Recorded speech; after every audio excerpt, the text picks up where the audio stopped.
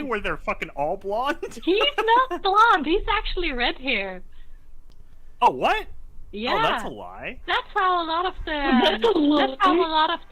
Irish and English people got red hair. They got it from when the Norwegian and Danish Yes, people that came out. I know. I have a friend who's part Danish, and he's told me that story. So, yeah. I think the soulless people came from Norse. Because they call red hair people soulless.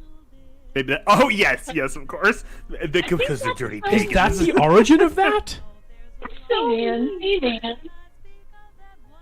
That explains my my love of red hair, also.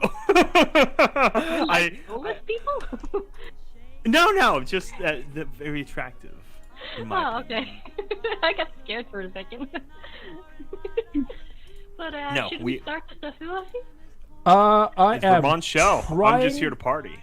I am trying very hard. I have hit the button that says start streaming, and it has hypothetically started. Maybe. Has it started? Tuesday crashed the party early today. It's all over.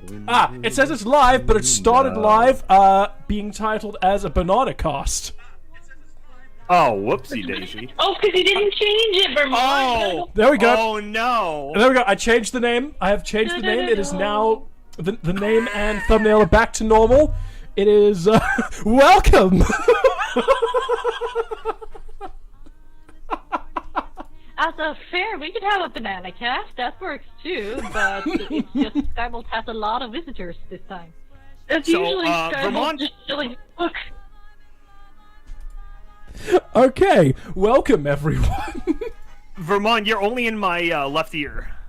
Oh, yeah, that is going to happen. My microphone may or may not have dropped during a dusting incident, and my stereo is broken. No. Yep.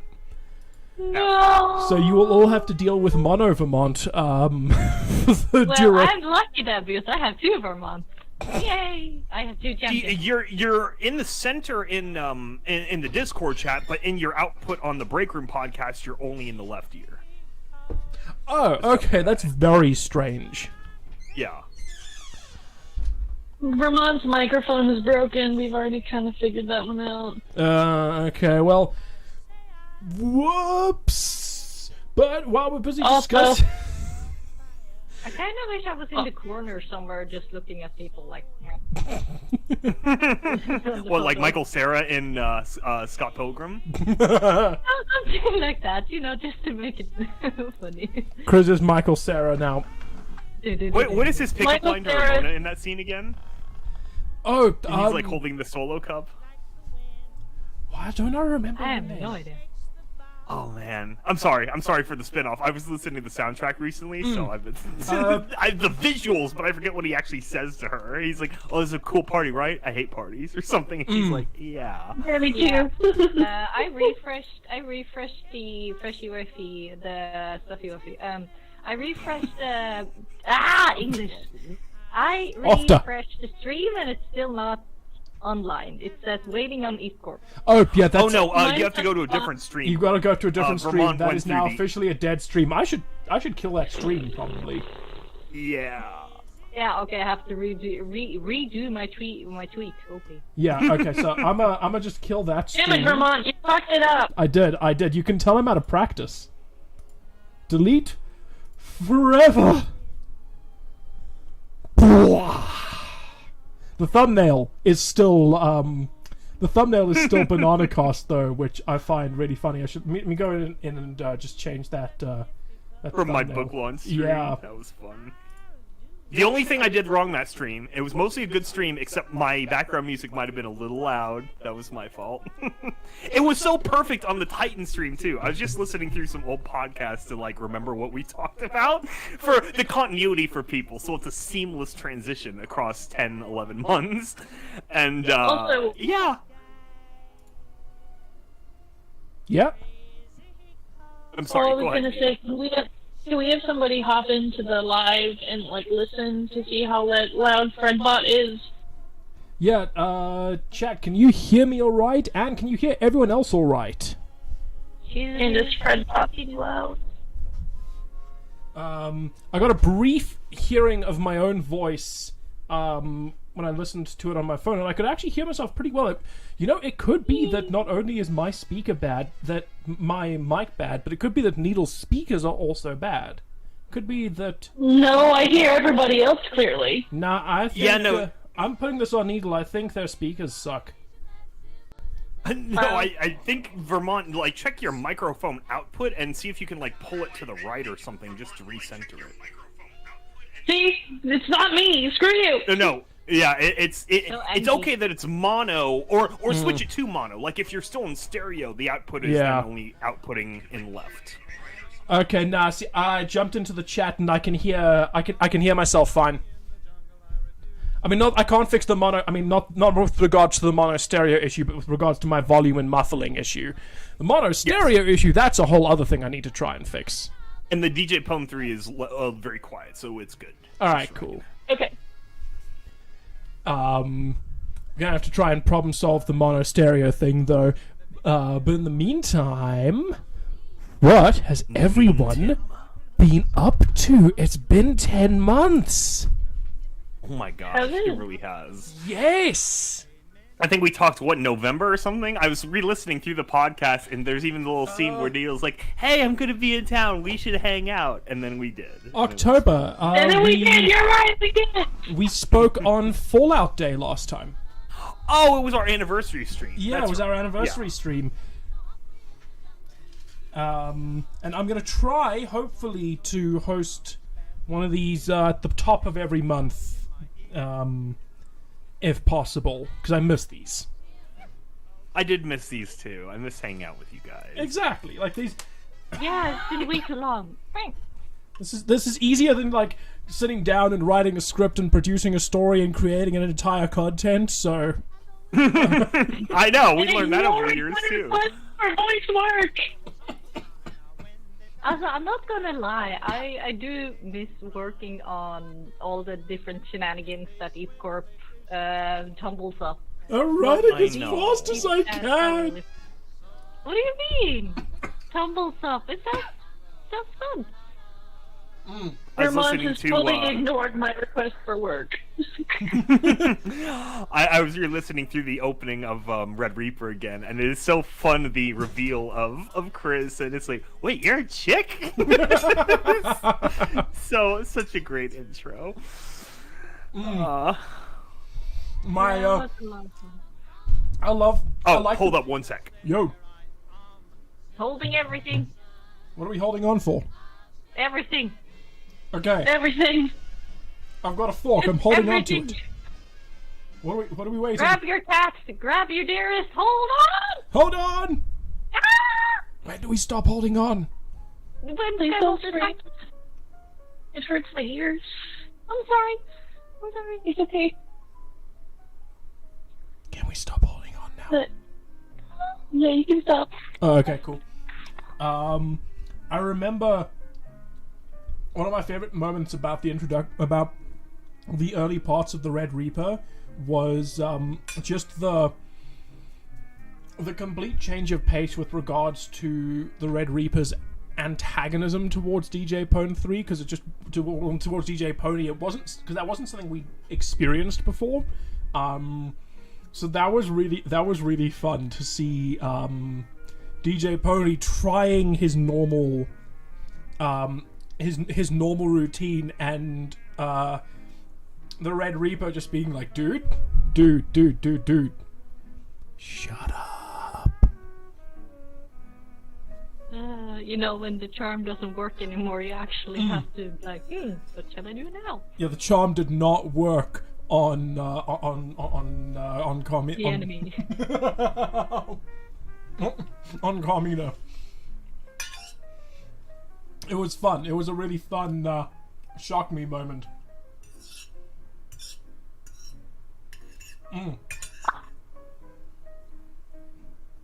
I also was very happy when, like, the very last episode, like the finishing episode, the final, came out, and you, like, I was so happy with Sandstone and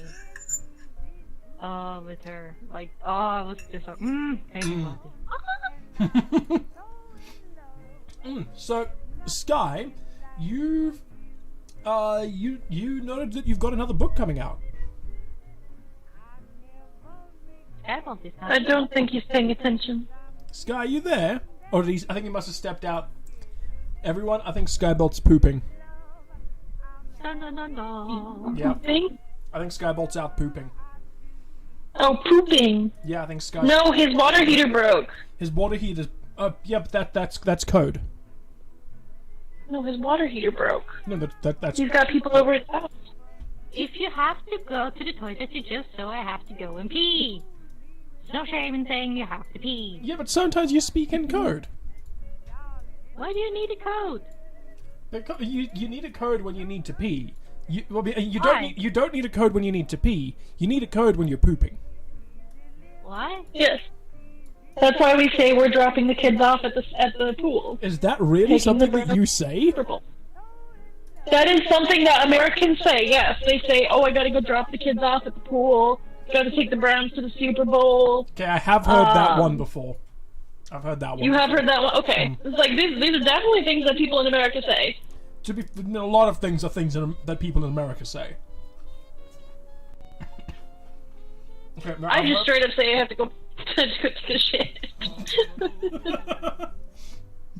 Yeah, in Norway we just say we have to go to the toilet. Like, if somebody like asks, like, first of all, why do you need to know? Second of all, I'm gonna take a shit if you're that curious.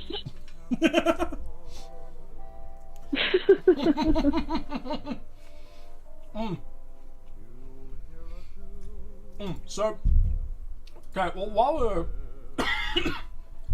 while we're missing Skybolt, I just want to bring up, I want to bring up. So we've got two, like, we've got Amazon and HBO kind of going head to head at the moment because we've got both of them bringing their big fantasy shows. Shut up! Haven't seen either of them. Shut up! I haven't seen either of them, and I do plan on watching it, so stop talking. Well, that gate out of the window. But what about Matt Smith smoldering at the camera? Yes, I have seen Matt Smith smoldering at the camera. It's not fair. I have to watch it, and I can't touch. How do you think I feel when anything Tom Hiddleston comes out? I'm just like, eh. He still does nothing for me. Tom Hiddleston? He's not a pretty man. Well, I mean, He's a pretty man. okay, he's an object. I'm sorry. He's an objective. Sorry? No, it's just I think I qualify as asexual because you guys are sitting here fanning over people. I'm just like, yep, sure.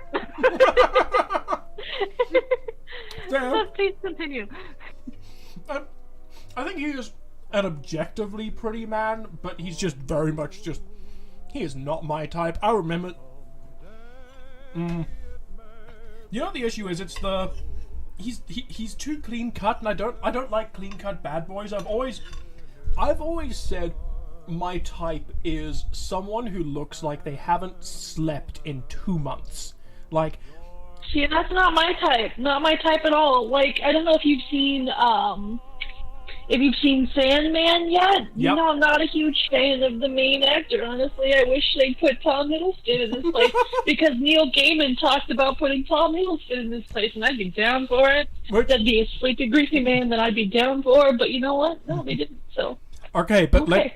but I think we can both agree on Jenna Coleman as Joanna Constantine, though. Oh yes. We can both agree on that. Like. And the lady, I don't remember the lady, the name of the lady who plays Death, but I love her too. So she was so good, like she's so pretty too. big time. Like I knew that going into the Sandman adaptation that they had to get the sound of her wings and 24 Hours right, because those were the best chapters from Sandman. They really were, and honestly, if anybody listening right now hasn't listened to the Sandman audio drama, I'm back. with Neil. Hello, we're talking about Sandman right now. If you haven't heard the perfect. I've been listening audio to it. drama, Oh, cool, you have. Awesome. James McAvoy plays Sandman. I love him. I would highly recommend going to watch it. And did you guys, I'm pretty sure, okay, I'm 95% sure, I think he had a small cameo in the show. Yeah, everyone who was in the audio drama is in the show, just as different roles. Right, really? and I think James McAvoy was the human who convinced the other humans to dream that they were bigger than cats. I think that was James McAvoy. Mm. I think that was James McAvoy's bit. God damn it, cat.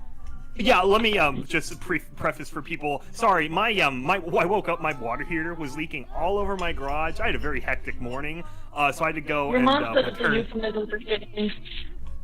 yeah, my parents just dropped something off, and I might need to pop in and out every once in a while. So just FYI, but I'm here. I should be here for the duration. But yeah, no, I discovered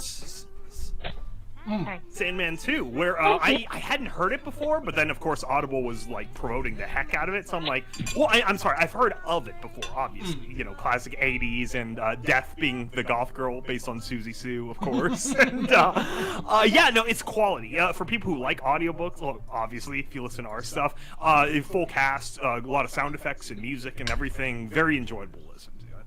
So I haven't listened to the Sandman audiobook yet.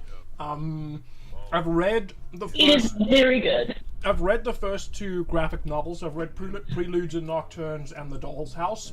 And I've only watched the first half of I've only watched the first half of the show so far on account of I didn't really like The Doll's House that much, so I stopped after The Sound of Her Wings because I was like, that's such a good adaptation of the part of the Sandman that I loved. I would be fine just sort of leaving the show there. Yeah, I'll be honest, the show is lacking, in my opinion. Like, it's a little too... Maybe it's a British thing, but it's a little, like, zany's not the right word. Magical? Fantastical? Oh, it's very and not fantastical. in a good way? I don't know. Maybe I'm just like, I listened to the audio drama first, and that felt much more, like... compelling, that the show seems thin, but you know, I don't want to be one of those I feel people. like they're doing a really good job at actually sticking to the comic, which is not really something that we can say a whole hell of a lot about other DC works. Oh, true. No kidding. Though I will say, So, the way. Sorry, Neil. Go ahead. I was gonna say, so like, if you compare it to, obviously, with the exception of the Christian Bale Batmans, because I thought those were pretty good up until a point, I feel like they're doing a lot better job. Like, I feel like they're actually kind of like, oh, well, shit, we've been messing up this whole time. We could be making way more money if we just listen to what the fans want. And I feel like they're finally kind of starting to do that. You know what I mean? They were until they were like, what if we cancel Batgirl? That's messed up. What that's if we a whole cancel separate deal Batgirl where- and delete 30 animated shows and 6 other shows and fire half of our live action development staff? Well, luckily, it sounds like Harley Quinn's still going on. I know a lot of people love that, but yeah, It's Warner so Brothers good. is under new management, It's really good. So so good. they're clear cutting a lot of stuff right now. Yeah, they're... I love the Harley Quinn series right now. I love the animation. Kylie Kuko is not my first choice for Harley Quinn, but I love the dynamic that they're kind of playing with Poison Ivy and Harley Quinn, because it's a lot closer to what the comics had. Yeah, see, I'm an old fig where I like the original Harley Quinn VA, Andrea something from the old 90s show. Like, Tara Strong is fine, but she's not... What's her name? I can't separate her Harley Quinn from Twilight because it's just too damn close to Twilight. She is. With like a New York accent. Like I don't like it. Yeah. It's even funnier putting her lollipop chainsaw lines in for her other characters, because it's like her standard Tara Strong voice, and it's so funny. So It's so bad. So I have a question now. I would preface this with, apparently, because Needle has not done their due diligence by watching House of the Dragon or Lord of the Rings yet. Oh, I'm in the what? Wait, what? I'm caught up Hold on on. House of the Dragon, by the way. Yeah, I'm caught up on House of the Dragon. I caught up on Lord of the Rings, but I do have a question that is at least relevant for all of us, which is, at the very least, have you forgiven Game of Thrones yet? It's been 3 years. No. No. Oh, I have not, because, Fucking easy question. they have had so many opportunities to fix it. They have had so many opportunities to at the very, very fucking least, go back and at least adjust the brightness of the last season. Yeah. Literally, it would just be like a little flick of a switch. Disney's done it so many times where they've gone in, they've edited something after it's already on Disney Plus and put it back in. It happens all the time. And HBO Max could do the exact same thing and they don't, and it pisses me off because I'm like, I can't see anything. Like, people complain about shoot to darkness, which is where you film in the daytime and then, like, blue shift everything to make it look like night, but at least then you have full color and resolution on everyone. Like, when you actually film in pitch black like they did, it's just like, it looks awful. But that's like, how that's like, So bad. you're supposed to shoot the darkness. You're supposed to shoot during sort of like the gray light hours of the early morning. Yeah. And then fuck around, and because it doesn't work. Like when you're shooting with the kinds of cameras that you're using on Game of Thrones, when you're using like your sort of top of the range Reds or Arri Alexas, where where you're filming completely neutral with all of the color information in, you can get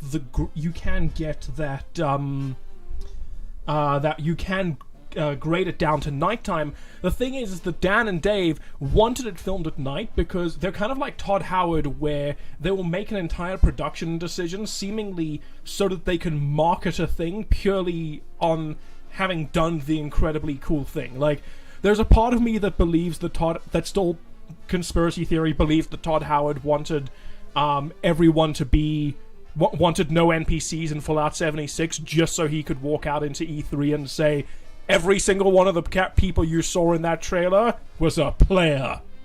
I know, yeah. I still maintain that. And Dan and Dave 100% shot all of those scenes at night because they wanted the press cycle to be like, we shot 15 weeks and in a row at night and it was grueling and we abused our crew and fuck you. I mean, I really don't mind them wanting to do, like, the first thing, I really don't mind them being like, oh, we did this first and it's so cool. But you gotta do it right. If you're gonna do it first, you gotta do it right. Exactly. Okay, so that answers that question.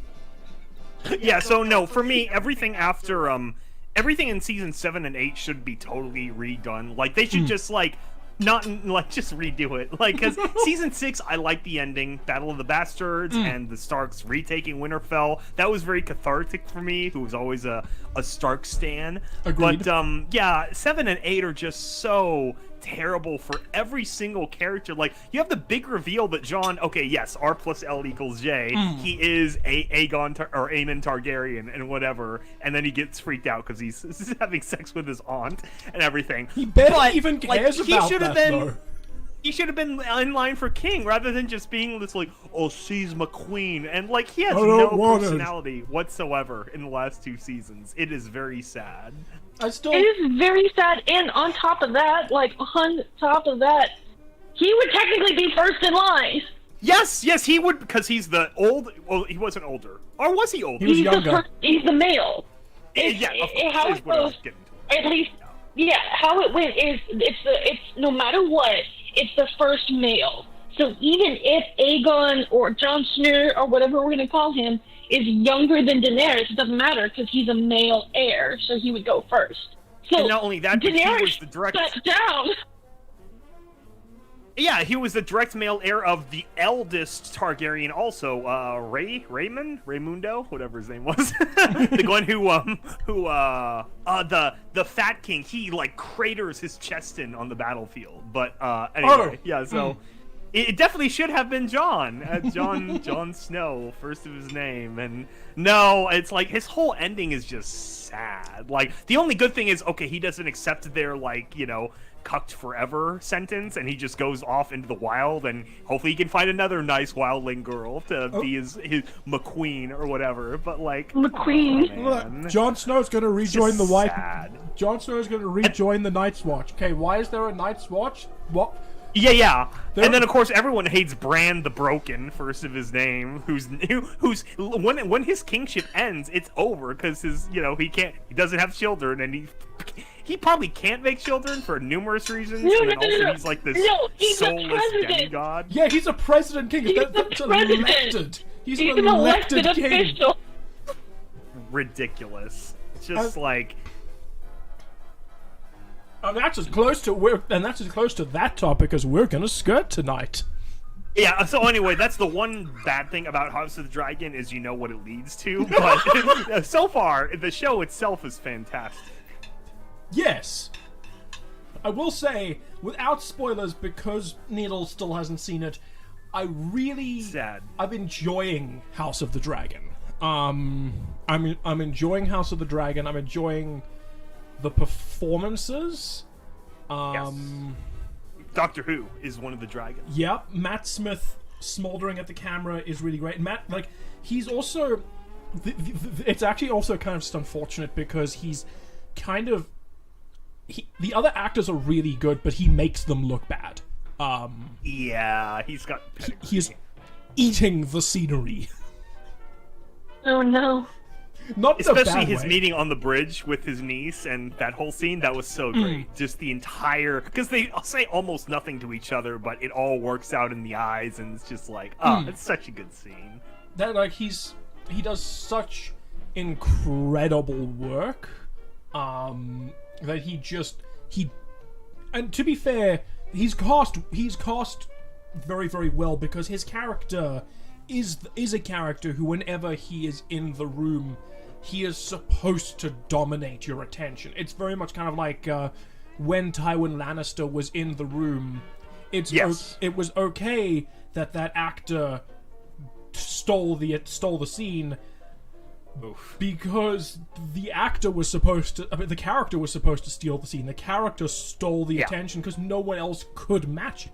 And it's hard to top Charles Dance. I was rewatching The yeah. Purple Wedding, actually, and some early season 4, and it's just like, he just dominates every scene he's in. It's incredible. You talking about the Red Wedding? The purple... No, The Purple Wedding, where they Joffrey's kill death. Joffrey with poisoning. Yeah. Yep. Okay, I forgot that was the name of the episode. I was like, wait a minute.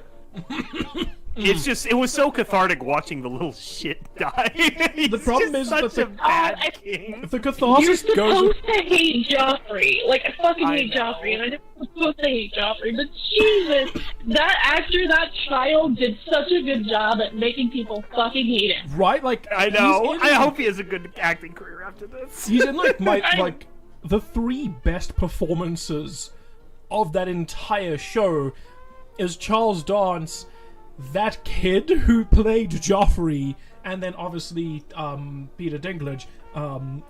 Because if you can make someone hate you, if you can make everyone hate you as much The as... Lannister show. Right? And because the Starks, like, they just make so many bad choices in the end. Like, Robb, like, come on, man. I mean, yes, Walder Frey was wrong, but, like, you broke your oath with him in war when half of war is marrying people to build alliances, and he knows this. He's from a great house. Literally Like, your fault. Literally your fault. Everybody's dead.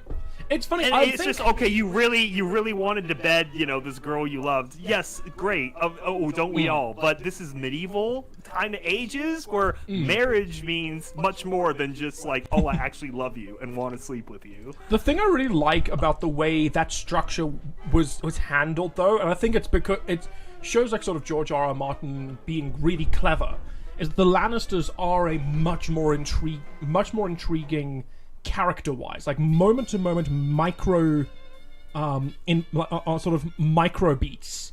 Yes. You're interested in in their machinations and their scenes. but the Starks, you are more interested in the Starks' wider plot arcs and wider plot lines. They're season-wide maneuvers. Yeah, like, I respected Sansa over the course of the show because she did suffer so much and paid the price for her kind of stupidity in all the worst ways with Ramsay and everything. But, like, I was happy she ended up on the throne in the end because she was the least stupid of all the Starks. Like, all of them made terrible decisions. Like, watching where Jon just go like he gets himself really killed because cool. you can't just fall in love with the enemy and they're all like, oh, he only likes the wildlings now because he's been betting one of them for a year and a half or whatever. It's like, come on, bro, you gotta lead. Like, you gotta understand these things.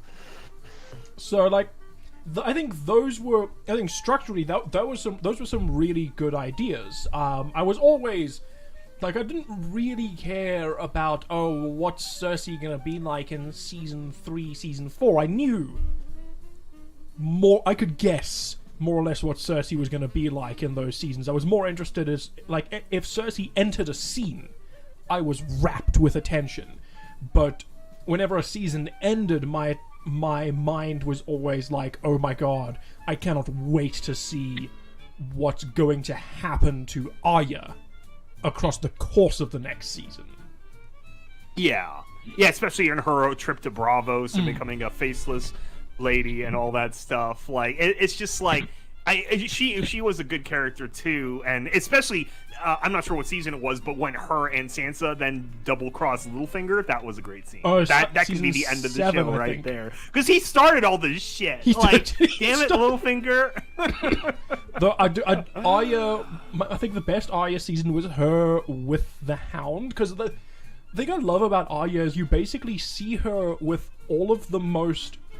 You see her receiving mentorships from all of the worst people possible. Like, season 1, you see her getting advice from Ned, and you like, they structure and position her as this to receive these lessons of, like, honor or whatever. And then it's like, no, you're going to travel with the Hound now. No, you're going to receive you're going to be cupbearer to Tywin Lannister. You're gonna go serve as an assassin. Like, no wonder she became as fucked up, like, as she did. It's awesome. She did, but I feel like she took a lot of the best lessons that they could possibly give her and used it to the best of her abilities. Oh, definitely. Also, an interesting fact that I really like is the fact that Arya and Tywin never meet in the books. So that's just an invention of the show. Like, we give Dan and Dave a rightfully hard time. They deserve it. They fucked up. They deserve it. But, well, I mean, they don't deserve the death threats. No one deserves those. I know. But they deserve all of the criticism they get. But I will give them praise for sticking Arya in Harrenhal with Charles Dance's Tywin Lannister. That was a good move. Basically, season 7 and 8 should have been 4 full-length seasons. Yeah. And it could have been, anything. Like, season 7 could have been the war with Daenerys and, like, convincing her, like, no, we got problems, McQueen. And then season 8 could have been the big reveal of Jon is Aegon Targaryen, and then season 9 would be them figuring that out as they're going to war against maybe the Lannisters and King's Landing, and then once they pick someone or they get married and co-rule or whatever, even though he has to get over the incest thing, then season 10 is then the big winter, the winter war, and just constant battles and finally defeating the White Walkers and resolving some unspoken things, and just like a better payoff all around, like, for everyone. Right? Like, awful. Imagine how cool would it have been if we got a proper entire season of The Long Night. Yeah, it should have been like a war of attrition, like them slowly chipping away at the north until, like, the Vale is like an isolated island, and like the forward line is the Riverlands or something, and just like really show like it's an apocalypse. That's what this is. This is the thing they've been dreading for 8,000 years. Winter is coming. Blah blah blah. Also, that's the other thing. Like, if I have Bran and I know that the Night King is coming for Bran, so I know how I can draw the army to me. I'm not gonna stick Brad in Winterfell. I'm gonna stick him in the Vale. Yes, the Vale, the most impregnable fortress in the entire kingdom, like up in the mountains. Like there is one entrance to it, which is a small bridge, and even to get to the small bridge, you have to go through a tiny canyon. Like, even if they crawl over the mountains because they're undead zombies, like, it's gonna take a while. And you can still defend the fortress from, like, the middle. And anyway, it's just blow up the bridge. The whole thing was, too, like, they wanted to rush through this so they could do Star Wars, and then they immediately got fired from Star Wars because you fucked up your one show, idiots. And then, now I'm dreading this, because one thing I did this year was I listened, of course, audiobooks, listened to the Three Body Problem trilogy, sci-fi books, that now apparently Dave and Dan are running for Netflix, the adaptation. And I'm kind of dreading that, because I actually really like those books now. That's awkward. God. I don't know what to expect. I didn't realize they were still getting work.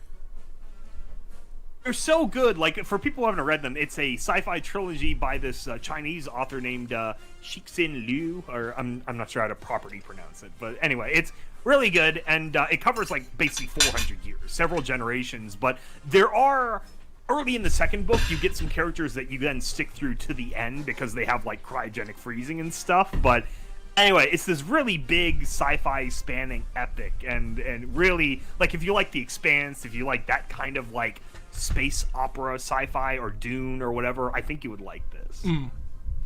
I've heard some really good things about it. I want them to do it right, so I don't want them to screw it up, because it's very cool, and the ideas in it are very cool. So, anyway. Moving away from the incredible... So we were talking just before... the podcast. Wait, sorry. One last thing on House of the Dragon. Yeah. My one bitch is I wish they would have done something different to the theme song. Like, they literally just copy and pasted the Game of Thrones theme, and it's like, you couldn't re-record it, you couldn't change instrumentation because they're dragon people, so add more brass, or, like, add a synth or something to make it just a remix, you know? Like, fucking boring. It's like, it sounds like they just downloaded the MP3 from the website and then slapped that on there. And I'm mostly okay with the opening. I see what they're doing with, like, bloodlines and fire and blood and blah, blah, blah. But it's not clear to people who's who because it's too symbolic.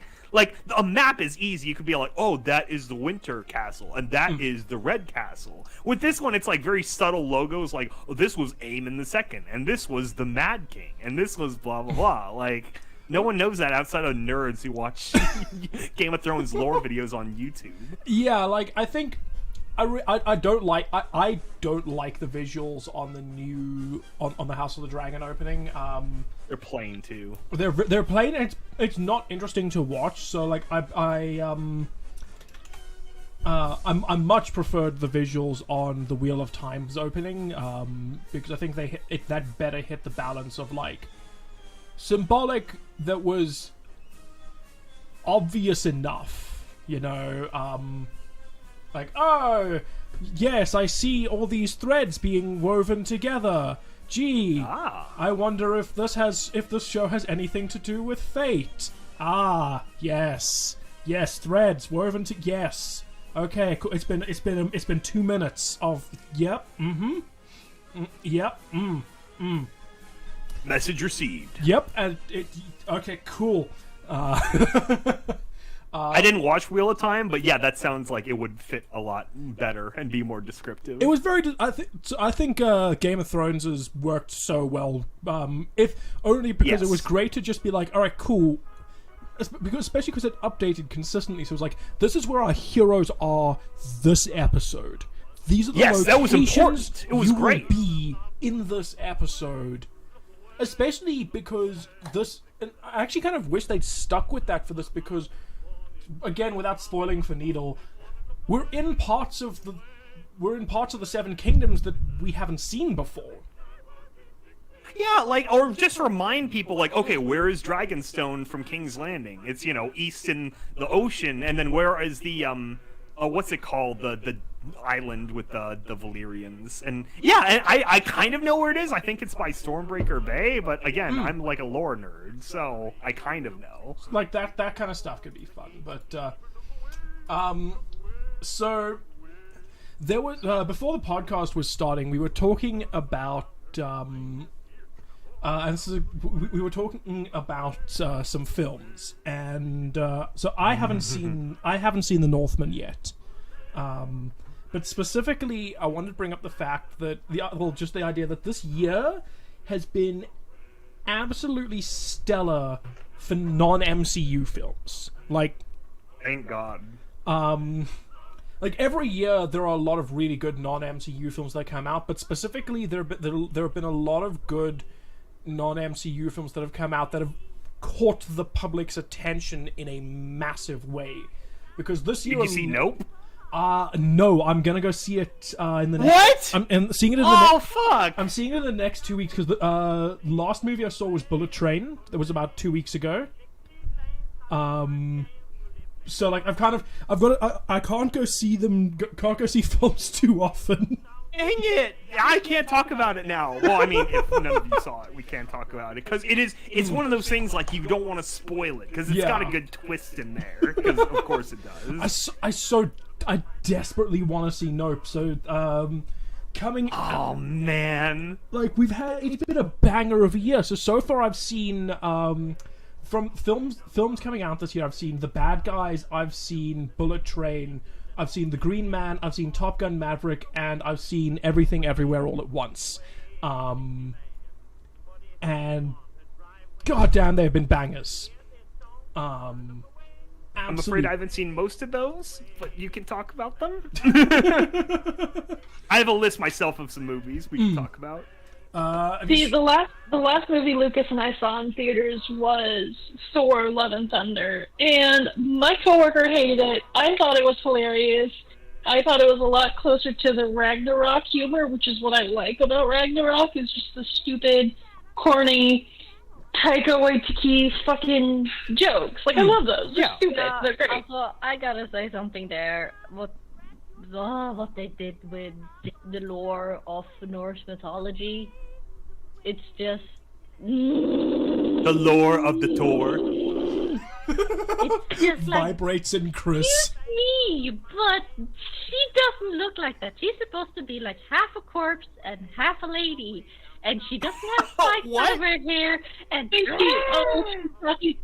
talking about Hela or Hel. So Hela is Loki's daughter in Norse mythology, and she's one half of her alive. And one half of her is alive, the other half of her is a skeleton. She is the goddess of Hel. Yeah, she's the one who comes. Actually, if you drown, she has a net, and she swims up, catches you, and drags you down with her, and you stay down there. Chris is mad. She has never touched Mjolnir. She can where in the 9 realms did she suddenly just, no, I'm going to just casually destroy it? No. No. And never in the 9 realms either was she, she never used Fenrir as a mount. No. Like, it was never, because Fenrir is her brother. Yeah. And the fact that I haven't introduced Jormungandr kind of pisses me off a little bit. Because I'm like, you introduced everybody else. Thank you. Somebody understands. I'm sorry, Vermont. Should we go back to Norsemen since we're ranting about Norse inconsistencies? So I take everything in the Marvel Cinematic Universe that has to do with Norse mythology. I take it all with a massive grain of salt. The biggest grain of salt you've ever seen. Oh, No, they're just like a mountain of salt, and that's not even enough salt. And it's Odin! He's not chubby! Chris is swimming in salt. It's even the wrong eye. They tossed the wrong eye. The whole thing with Ragnarok in general is Ragnarok is supposed to be Jormungandr eating Asgard. He's eating Midgard. He's the world serpent. He eats those things. Yeah, so the fact that here eats the sun and moon, and then I don't remember who, but somebody pops out the new sun, and then the son of Thor And Balder. he's married to Nana, goes and picks up Mjolnir and starts the new one, and he's the new Odin. It's Balder. Balder is the Thank new you, son. Balder. Yeah, Boulder. Balder. Balder. Balder. So it's insane because like, I mean, I get it. Like, it can't be exactly like Norse mythology because at the time when Thor was written, there wasn't a whole lot of knowledge about Norse mythology in general in the United States. In the United States. It was written by 60s New Yorkers who aren't It was really written by 60 Scandinavian. New Yorkers who had very little knowledge of mythology in general. That's okay, but you know what? We're in your age. You can go and do your homework now. I know. Right? Like, And, okay, like, Chris, Loki did you is see? No, Thor's she didn't brother. see the Loki's Norseman. supposed to be. There's Loki's no supposed to way be Chris Odin's saw the blood Norseman. brother. No, also Loki is supposed. He didn't. He took him. Also, he did kind of adopt him. It's a bit. There are like two versions where he either took it because he wanted a reminder of his power, but he also wanted to see how they could live amongst the other gods. And the other one is that he actually adopted him because he felt pity and wanted to raise Loki as one of his own to also be a powerful warrior in the future for Ragnarok itself. So there's two versions of why he adopted Loki. And at the same time, Thor is supposed to have red hair and Loki is supposed to have brown hair. Like, I agree, yes, he kind of looks better with black hair, but it's supposed to be brown, and it's just, where the heck is Freya? Like, she would be the first one to come and kick some enemy Bahuti. And So the only nod to Freya they have is in Thor Ragnarok when they're talking about the Valkyries. That is it. Yeah, That is literally it. Valkyries, yes, you're supposed to have Pegasi. Yes, thank you for adding that. Thank you. It's like, dude, where is your honor? Where's your pride? Like, all of the Valkyries. Where is your pride? Like, I'm gonna murder you or pick you up, and either you join Freya in Paradise Valley or you join in Valhalla. This is fantastic. Because Freya Nice. actually Yeah. has first pick of all the fallen warriors. Because Does she really? Yeah. Yeah, she You actually, hear that, she does- boys? And probably girls. Yeah. Right. Well, she actually only typically picks women. Typically. Oh, there you Yeah, go. that is true. She prefers usually to honor the girls more because, well, you know, girls are usually underappreciated in those times. So, you know, So girl power. the thing about like death in general in Norse mythology is there's actually not just Valhalla. There's also the Valkyrie, who's run by Freya. There's Odin's Hall, which is typically Valhalla. There's Thor's Hall, which is for typically the warriors. There's Frigga's Hall, which is the typically children or married couples go there. Like, you don't just go to Valhalla. You can go to any number of places when you die. One thing with all those halls, those are in Valhalla. All of those, except for Valley of Paradise, that's Freya's own regime. But again, that's mostly because she and Odin made a pact and about the learning of the, what's it called again? I'm saying Bliss, but that's wrong. The runes and how to do the Valkyrie, not Valkyrie, Valdor magic, or Seder magic, as it's called when boys do it. And how to. When I will boys say, do it. you would always do it. I would say I do think it's kind of funny in the Loki series where they kind of made a nod to when Loki cut off Lady Sif's hair. Oh yeah, Because you in Norse mythology, he actually did cut off Lady Sif's hair. Yes. So Lady Sif is supposed to be Thor's wife, right? And she's got this beautiful long golden hair, right? He cuts it off as a joke because he thinks it'd be hilarious. Thor gets pissed, so what he does is he goes to the dwarves, and that's when they create Mjolnir. That's when they create Frigg's boar. That's when they create the ship that Odin has, and then that's when they create a crown for Lady Sif that actually grows faster than normal hair, and she can cut it off and she can sell it, and then the Asgardians are infinitely rich. Yeah, and it's actually made out of real gold this time. Real gold. And Real gold. I'm so proud of you right now, Needle. You have done your homework. I am so proud of you.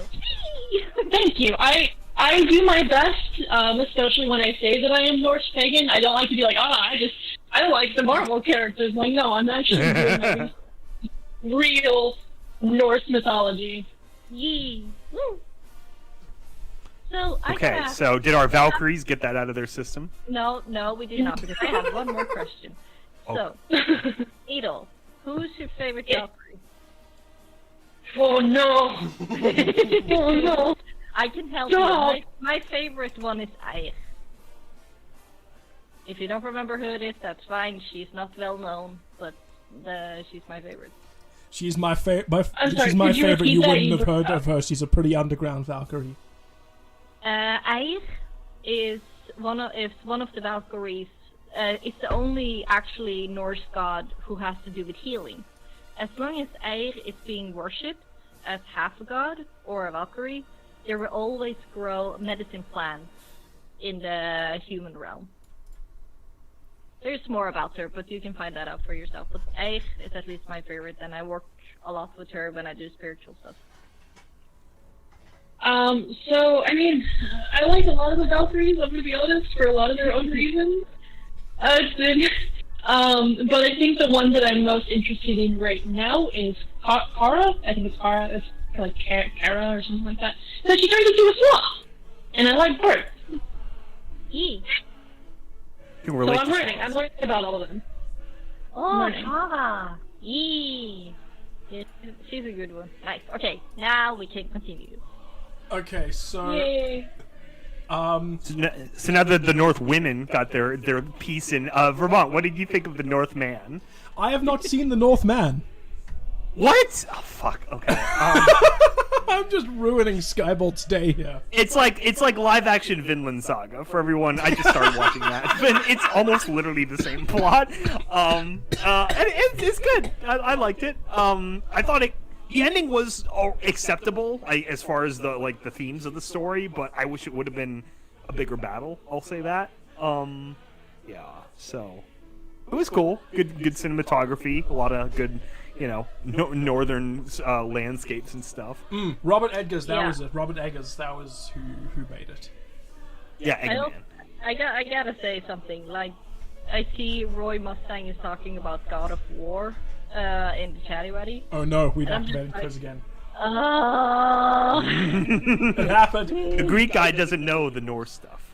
no, they don't. And it's like I haven't played God of War, but I want to. Okay, sweetie, I'm gonna save you. Like, even though they did Oh, no. they did Freya kind of good, but you're not gonna like the rest they did. And I also kind of put a little shame on most of the Valkyries. So if you want to play it to see if they did good on Norse mythology, don't. If you just want to See, that's the thing. It's, Those your when it comes to pop Norse mythology and American pop culture, I don't really listen to a lot of it, with the exception, because they actually did kind of good, with the Norse chapel in Disneyland. Oh, They actually no. didn't. Horrible. It's better. It's not great. It's not horrible. It's better.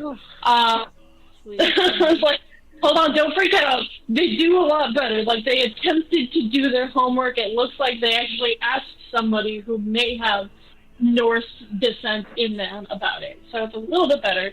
Not great, but it's a little bit better. So it's like they went to Wikipedia, but didn't really read what was on Wikipedia, but at least they went on Wikipedia. Yes, basically. They went on Wikipedia and assumed it was right. Oh boy, yeah. Yeah, so if you're gonna play that game, just wait and see what they did to Baldur.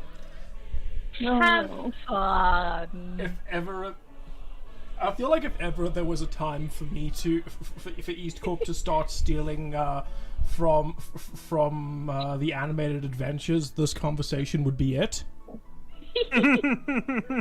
Yeah, just get me and Needle into a conversation about Norse. It's fine. Dress Chris up in a suit of armor and say, Norse mythology, be angry about it. Go! Vibrates. Norse mythology and pop culture, go! No. Wagner playing in the back of my head during all that. But then the best thing is, on the table you see mead, Norwegian chocolate, and brown cheese. All those sound good right now. Yeah. Brown. I wish I Skybolt. I knew you as a. Now I know why you couldn't make it to Babscon. But if you had made it to Babscon, we could have had Norwegian chocolate and brown cheese. I know. I really did want to, but unfortunately, I'm in a new relationship, and that was our first kind of date. Was a convention here in town, so I couldn't make it to Babscon. Yeah. Was this back anime? No worries. Yeah. Gross. I really hope I Lacking. can meet up with most of you guys on a con in the future, and we can just. I don't know. Maybe I we know. can- I really every other circumstance I would have driven down for sure, but this was a dearest idea. Yes, dearest. Dearest is always first. Yes. Well, I mean, I'll do Babscon. I might do Babscon next year. I'm going to. Oh, this is my big news. I wanted to share with everybody because I'm super excited. So, I am currently venturing into the world of con vending. Ooh. Yes. So, I'm trying to get into my fursuits, but I figure it'd probably be easier to get in on a PonyCon. So, I'm going to attempt to vend at more PonyCon. Nice. And Very then, nice. with that knowledge and with that experience, I'm going to try to push for FurCons because I really enjoy making my fursuits. That is rad. And there's a lot more money at FurCons. Yeah. There is a lot more money in FurCons because they usually tend to be a lot bigger. Yeah. Yeah, definitely. Congrats, Needle. Yeah, I hope well that works done. out. Yeah, good luck. I hope it works out too. I have a friend who I poked her. I was like, hey, can I get a couple of cutie marks from you?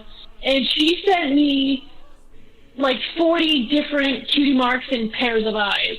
So I have so many options right now. And she's like, if there's anybody in there that I'm missing that you want, just let me know and I'll get it for you. And I'm like, okay. So I'm going to be making all kinds of different things. Oh, that's gonna be awesome. Please send pictures when you have your vendor booth up. I will send pictures. Yay! I just need to get the money to buy the materials because my paycheck got messed up by my bank again, which is super fun. I'm sorry to hear that. Yeah, no, it's fine. Like, I left Wells Fargo. I was banking with Wells Fargo. I left them because they started to hold my paychecks and they held it for over a month. No. So I left. Nope. Right, like I'm not doing that. So then I went to Chime because I heard really good things about Chime, and then now Chime is holding my paycheck. So I'm like, you know what, that sucks. So I'm working on trying to find a decent bank that doesn't mess with my paycheck. I would look in the credit union path. I've been with Navy Federal since I worked for the Navy 8 years ago, and they've always treated me well. Which obviously you have to be in the military for that, but like Safe is good, Golden One is okay. Wait, hold your horse. Skybolt, you been in the military?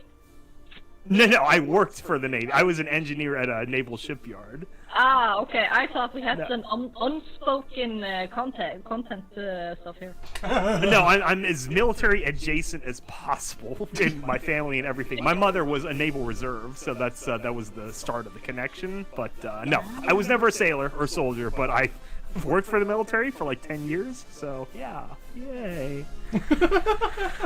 Anyway, that's why The Engineer is such a good episode.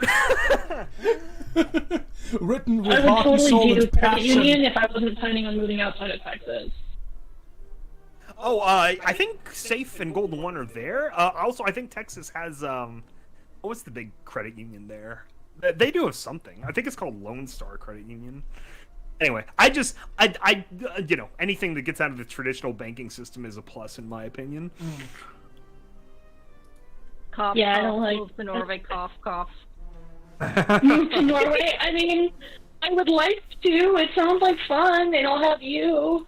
Norway's good for Norwegians. As an So outsider, I've you gotta. actually, Also, if she really has Norwegian descendants, come. Come. I think Okay, I would have so to prove it I've still, actually- even though I'm 50%.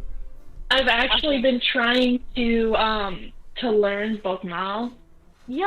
I'm trying. Yeah, do that, yeah. Yep. Do you speak it? Yes, I type in Bokmål, but I speak my own dialect. Can you help me? Yes, of course. I'm happy to.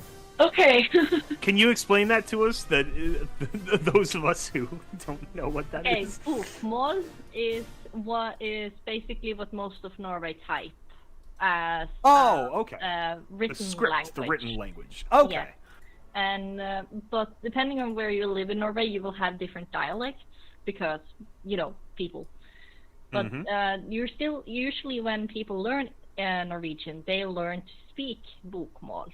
But depending on where they stay or who they learn from, they might end up learning the dialect as they get more and more comfortable speaking the language. But then again, we also have what's called nynorsk, which kind of I was gonna sounds say- a little bit more like Swedish, kind of, because Ew. it's fine. It's just kind of. I feel like Bokmål and nynorsk is kind of, if you put them together, you can hear all of the different dialects. But Fun. But Bokmål is usually what it's like. I think it's 70% of Norway uses that one. So Okay. It's kind It's of like the kanji and Oslo. katakana for Japan. one more time, Needle. I said it's kind of like kanji and katakana for Japan. Yes. But if somebody shows me a lot of nynorsk on a page, I don't know if I can read it. So anyway, that's our review of The Northman. That's all we needed. That's the review. Yeah, Needle is moving to Norway. Oh, okay. Lucas, we're moving to Norway. Yeah. Chris is You're gonna move where I abducting live, Needle. right? So we can start PonyCon in Norway, right? Oh, moving there to you Norway. go. Oslo PonyCon. No, not Because- Oslo. We don't like Oslo. Apparently, we're moving to Norway. Chris is Trondheim, abducting PonyCon? EAST Corp members Oh, one by one. man! What if we call it, what if we, like, Norse Horse Me- Con. Norse Horse Con. Oh my god, yes. North North Force Con. And the mascot is two fjords horses.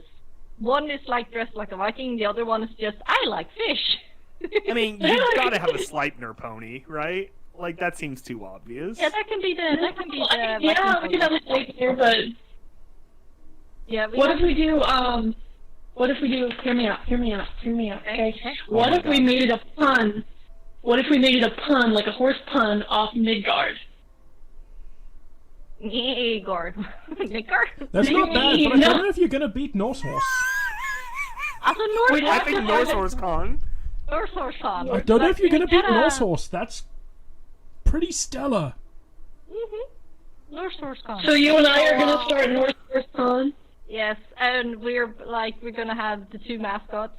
Of course, the Sleipnir pony is gonna be a And female. the Pegasus Valkyrie Aerie. pony. No, it's gonna be. Yeah. Don't you know how fjord horse looks like? It's Norway's national horse. Oh, I'm sorry. We are Sorry. gonna have Norse Horse Con. I mean, how about a reindeer? Those are pretty much national.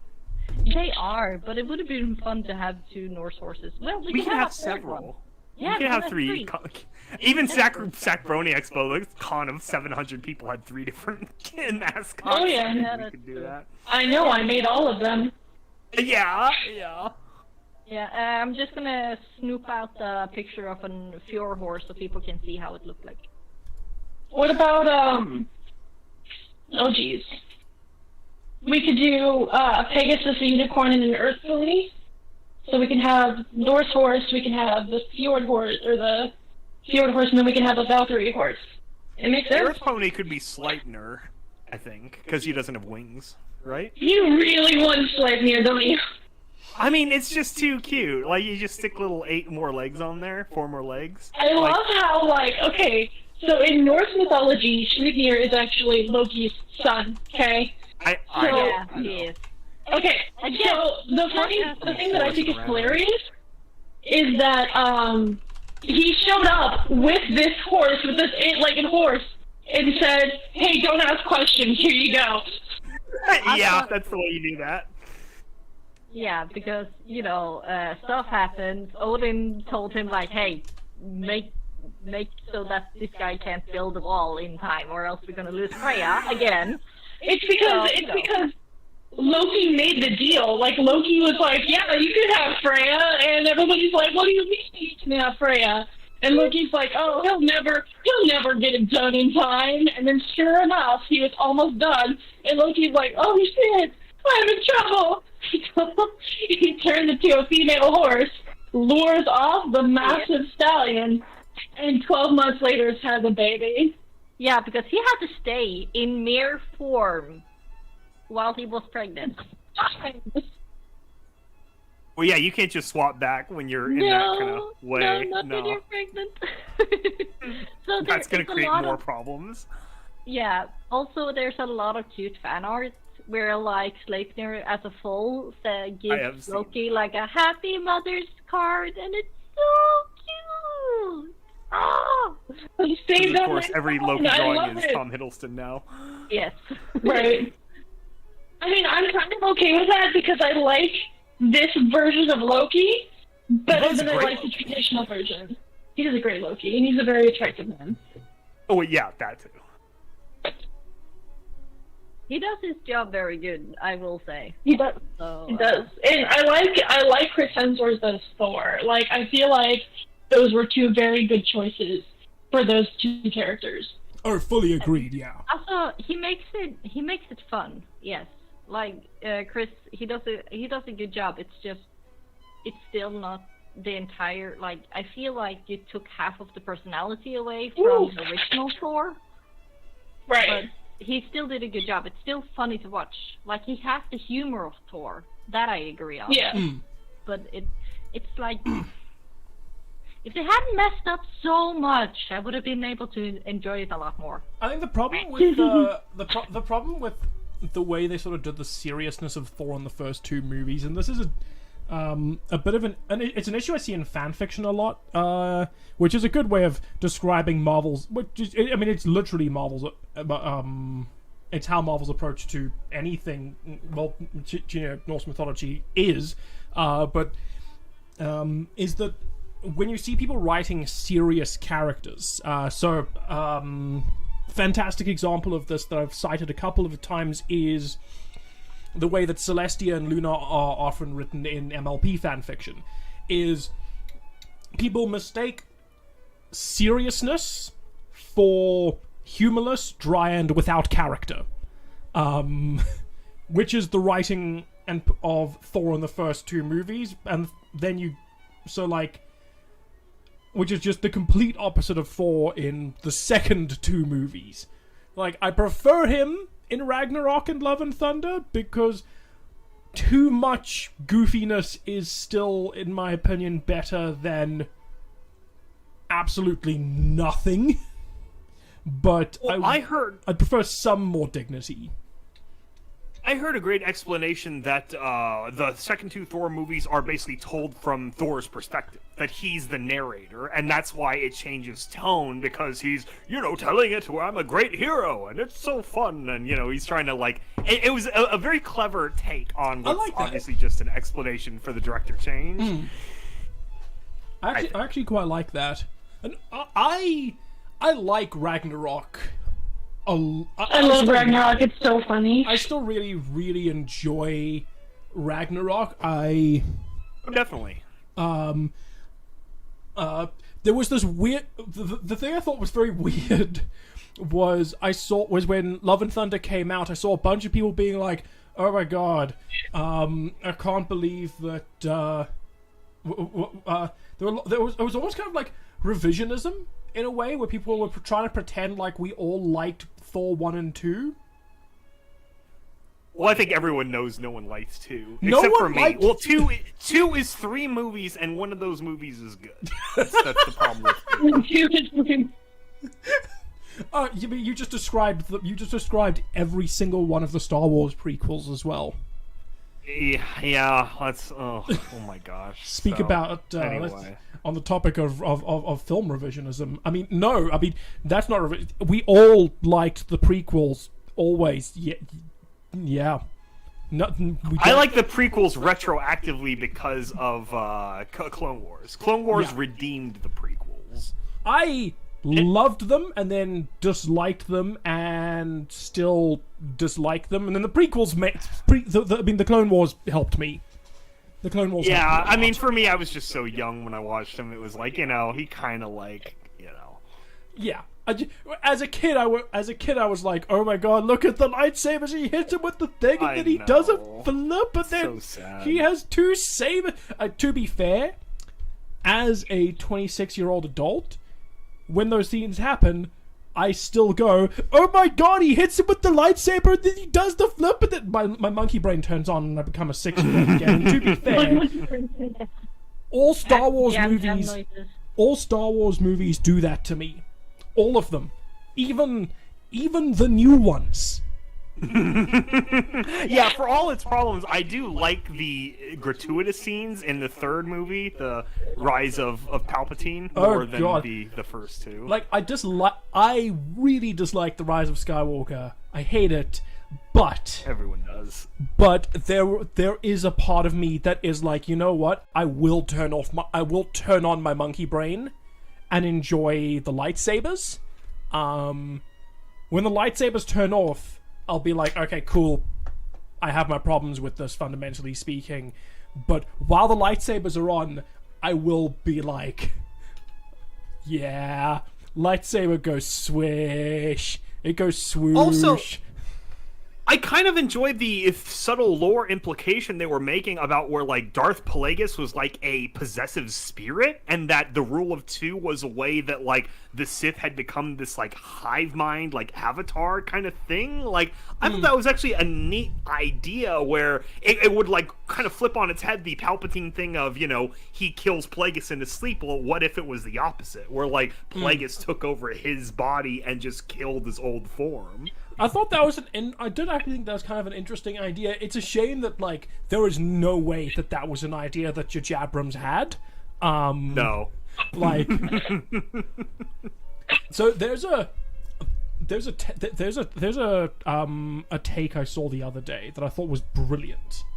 And I think I say this as someone who loves The Last Jedi, but I will say that this is very much something that an opinion that I think can be used to call out Rian Johnson as well, and very much also J.J. Abrams. But you can always tell when an author is trying to deconstruct something they think is stupid or boring or otherwise beneath them, because they're unable or unwilling to develop the necessary understanding of the source material to properly rip into it, and the end result invariably fucking sucks. You need to really love a genre in order to do it, in order to truly do it violence. Yeah, it had too many weird, like, plot things too. Like the opening scene, like, okay, I know you want to do like your like Saving Private Ryan bit, but that's not how space works. Like, I'm gonna be one of those nerds for a minute and be like, you don't have like gravity bombs in space. And then also, of course, everyone complains about the Admiral YOLO shot where she blows up the entire fleet by going don't know if speed, everyone complains about that or if just you do. Okay, well, that's not true. I've seen a lot of people complain. I have seen a lot of people complain about that, but, those people have faces that are dumb. It's just like it's just because it retroactively ruins every single space battle, because it's just... Anyway, we won't talk about that. We talked about that. Yes, okay, actually, no, let's not do it, because you and I have been arguing about The Last Jedi for like 3 years. No, longer. Yeah, 5 years. For longer than... Yeah, for 5 years. For longer than there's been a Breakroom podcast, so... Almost, yeah. I should not... Anyways, I should not have so mentioned yeah, it. we won't go down that road. I could do a quick lightning round of movies I saw this year that had good soundtracks. Go for it. Hit me. Nope had a good soundtrack. Obviously, I won't spoil it, but Nope is worth seeing. Especially if you're a Twilight Zone fan. I feel like Jordan Peele's kind of become like this marriage of Rod Serling and M. Night Shyamalan. Take that for what you will. He's but what had a good we thought soundtrack. Shyamalan was gonna be. Yeah, what Shyamalan really, really wanted to be. And he's doing a better job with that so far. Some people have are like some people who are like old-fashioned Jordan Peele like enthusiasts, like Get Out like era, don't seem to like it as much, but I like this more in different ways, just because I like the twist, the concept is neat. Anyway, Elvis had a good soundtrack because obviously Elvis, but also because Baz Luhrmann is a very colorful director. God, Baz Luhrmann has such good soundtracks. I haven't seen that one yet, but we're gonna watch it soon. It's on HBO, I think. Nice. I want to do a marathon, like do like Moulin Rouge and then Gatsby and then Elvis someday. Don't forget. I love Moulin Rouge. That is legit one of my favorite movies. Don't forget to do Romeo and Juliet. Oh fuck, that's right. I always forget about his Romeo and Juliet. What next? And then Prey came out on Hulu. Or actually, wait, soundtracks first.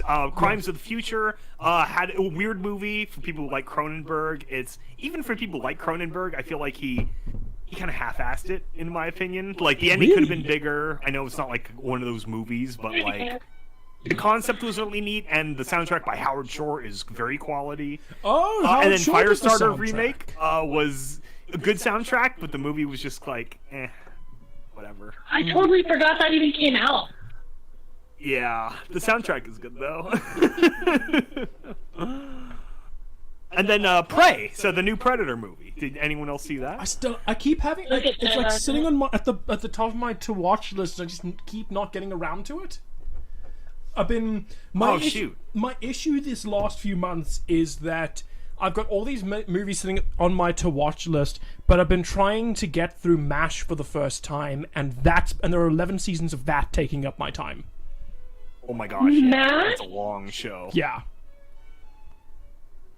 How old are you? 26. Oh, I don't want to talk about it. Well, we all know the ladies are all 29 or younger. That's exactly. How that works. But for the record, for anyone who has not seen it, MASH kicks ass. MASH is amazing. MASH is pretty good. This is one of the best written shows I've ever seen. I have a massive crush on Alan Alda as Hawkeye. Yeah, that's the reason why I went on for 11 fucking seasons, was because it was good.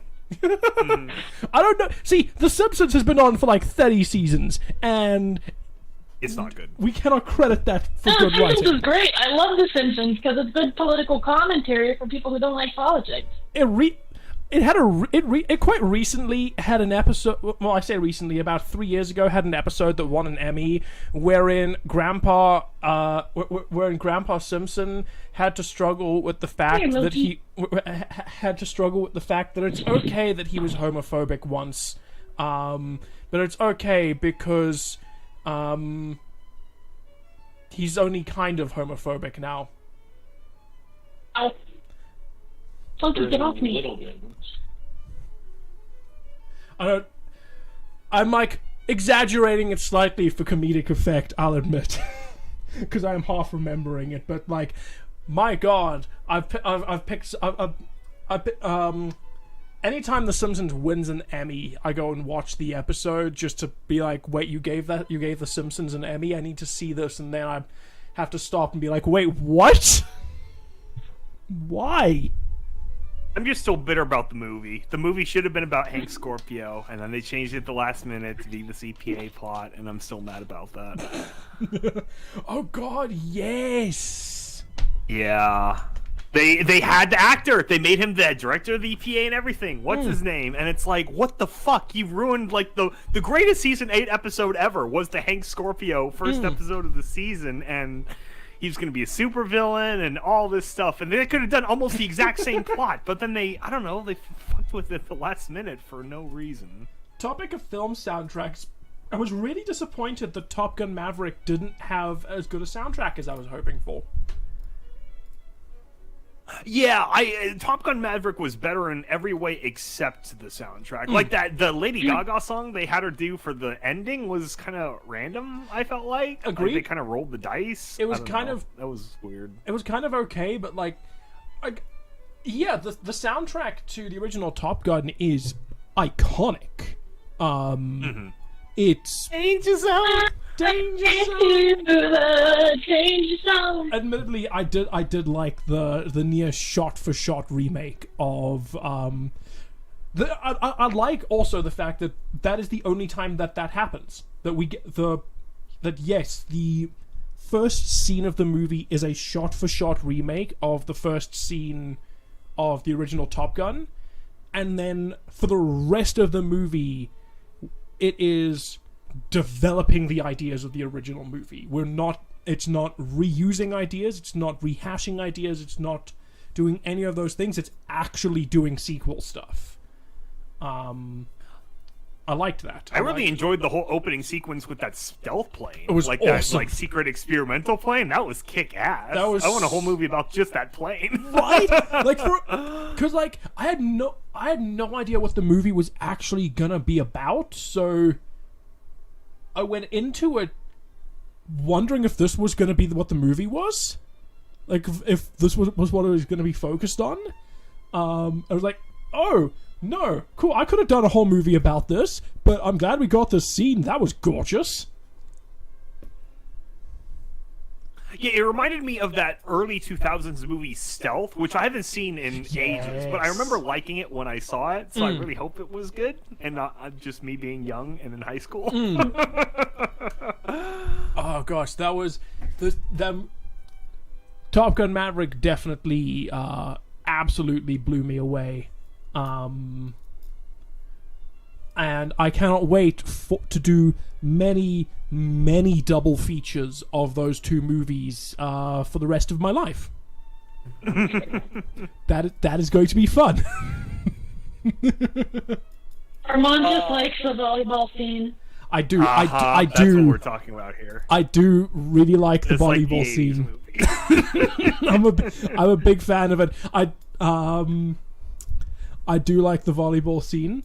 Great cheese on those abs. Hey, damn straight.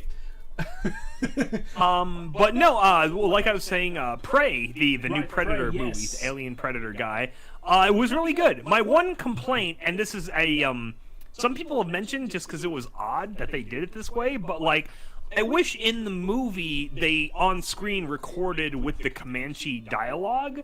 They did a weird thing where like they had the actors record in like this mixed English and French. They run into French fur trappers in the middle. But yeah, they had the actors record in English on screen because I guess they figured most people would watch it that way. And then they dubbed it in Comanche on the back end, and I think it would have been cooler the other way, for his innumerable faults. That's one thing Mel Gibson did, where he shot Apocalyptica or whatever in the Mayan dialogue or whatever. Yeah, I think I completely agree with you. It's because I remember when they when they announced that the film was going to include that was going to include that alternate language option. I thought, oh shit, that's really cool. And then I was really annoyed. I kind of wish that they'd shot it on set with that rather than dubbing. Exactly, because language comes into play in the story. Because no spoilers, but the Comanche in the northern kind of plains area, they run into French fur traders and fur trappers, and they don't understand each other, of course, except for one translator guy. And those scenes would have hit a lot harder if the Comanche weren't nebulously speaking English. Yeah. Do you understand what he's saying? And then the French guys are just speaking, French, and so it works. But anyway. Yeah, that's weird. That's a bit weird. And then they didn't even subtitle the French line, so I'm like, okay, I get that they're bad guys, but what are they saying? I want to, unless it's extra racist, what are they saying about the Comanche? I don't know. Translate for us. But overall, still a good film. Oh, quality. No, I love the film. It was very self-contained. It's exactly what you think it is, which is it was one of the Predator's hunting expeditions in the early 1700s. And yeah, well executed. Breakout actor, her brother, like it's the girl was the main character, but then her brother is like the secondary role, and this is like the guy's first acting role, and he did a great job. I hope he gets more roles going forward. Nice.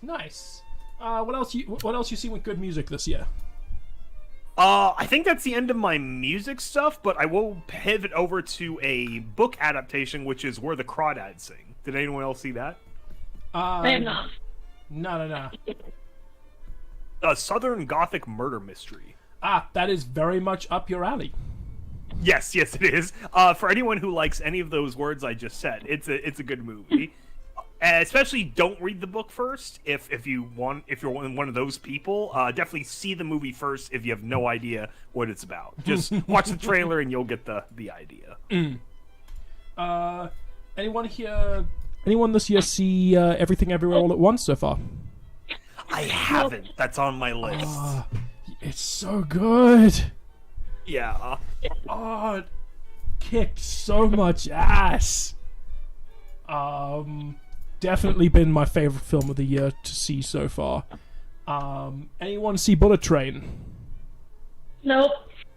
I will say nothing about it because I'll say two things. One, it's from one of the directors of John Wick and Deadpool 2, so that really should give you an idea of what you should expect action and comedy wise.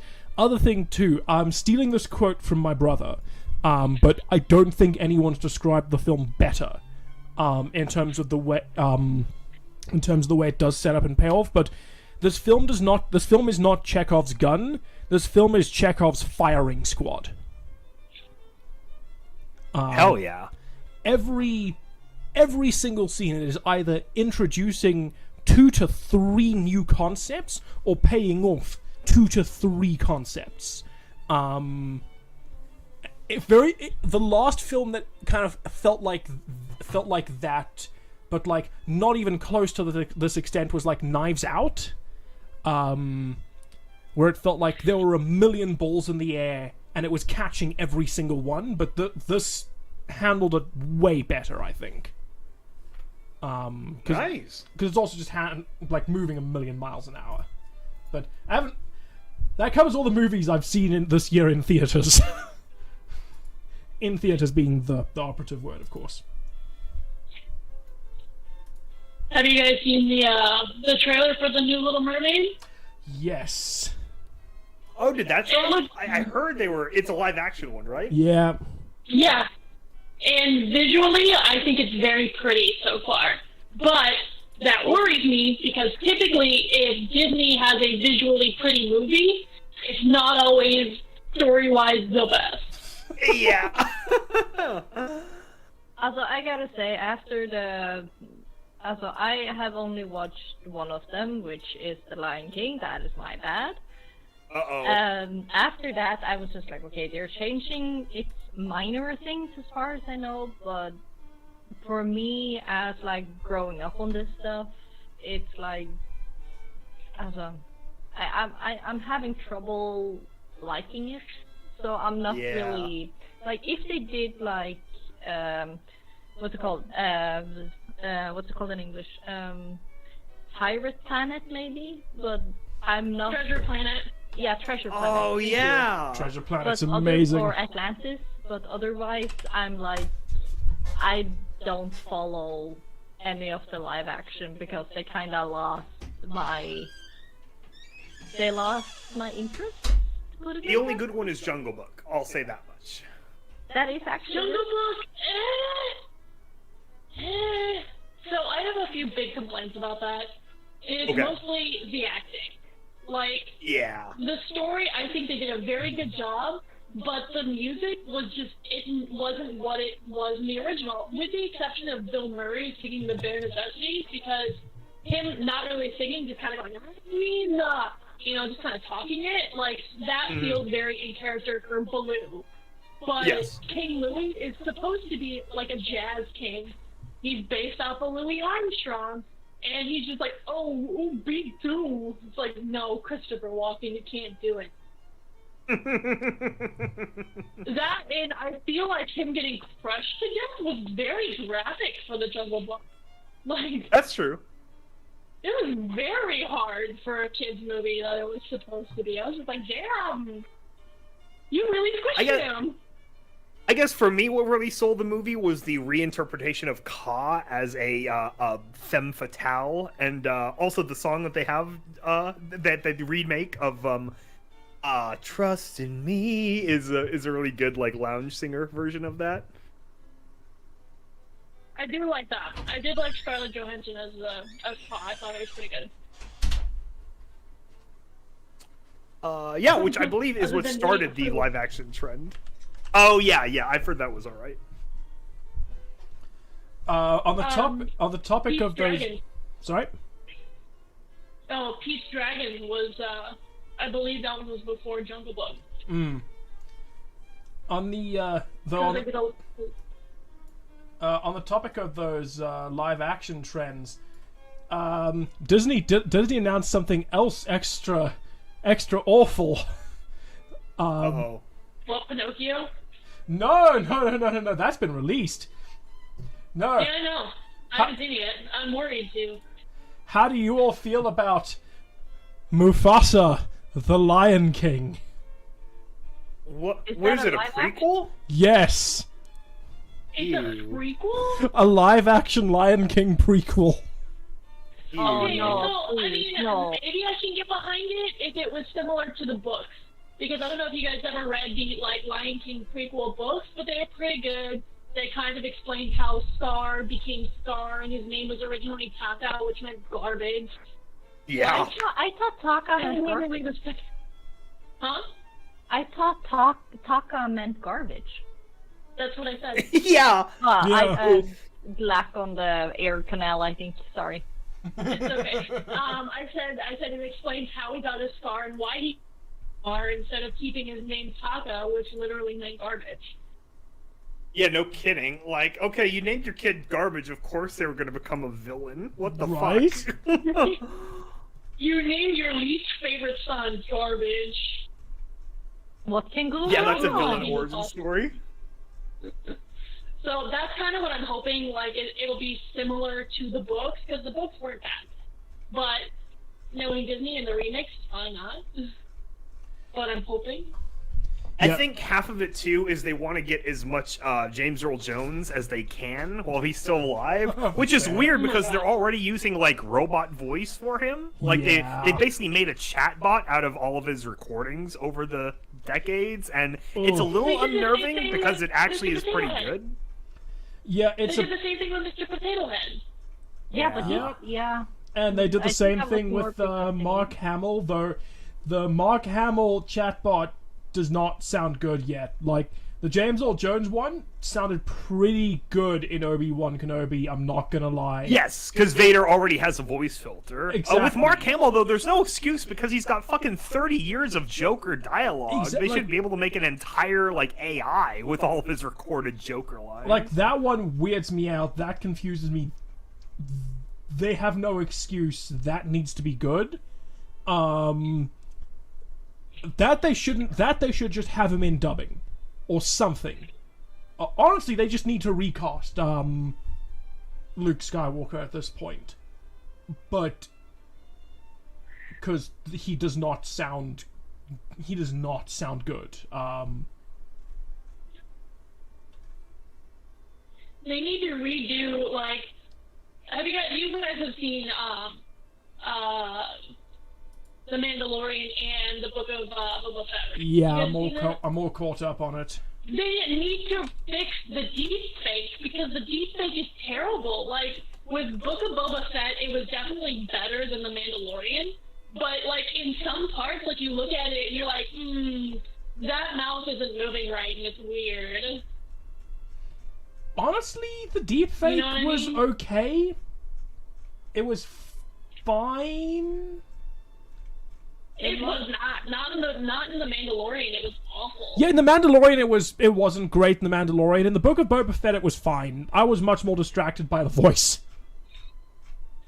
it was definitely better in the Book of Boba Fett. Like I was saying, like they need to fix it because there are just some parts where the mouth is just not quite moving right. Lucas didn't notice it, but I did, and it bothered me the entire time I watched any scene with Luke in it. It was bad. I was just.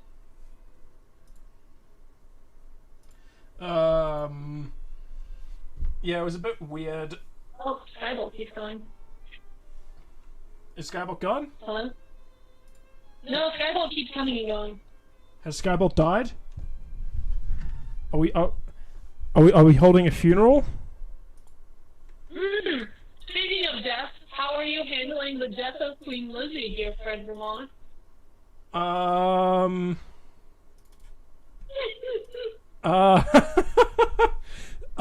You know,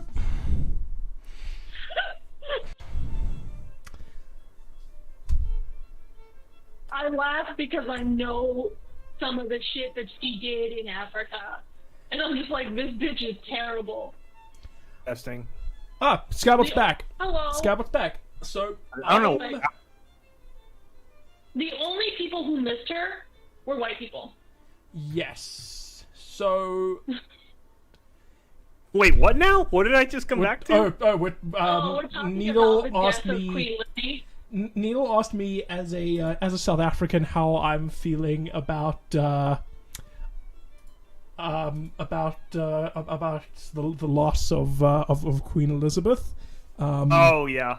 And look, what I will say is that South African Twitter, the only thing funnier than South African Twitter right now is Irish Twitter.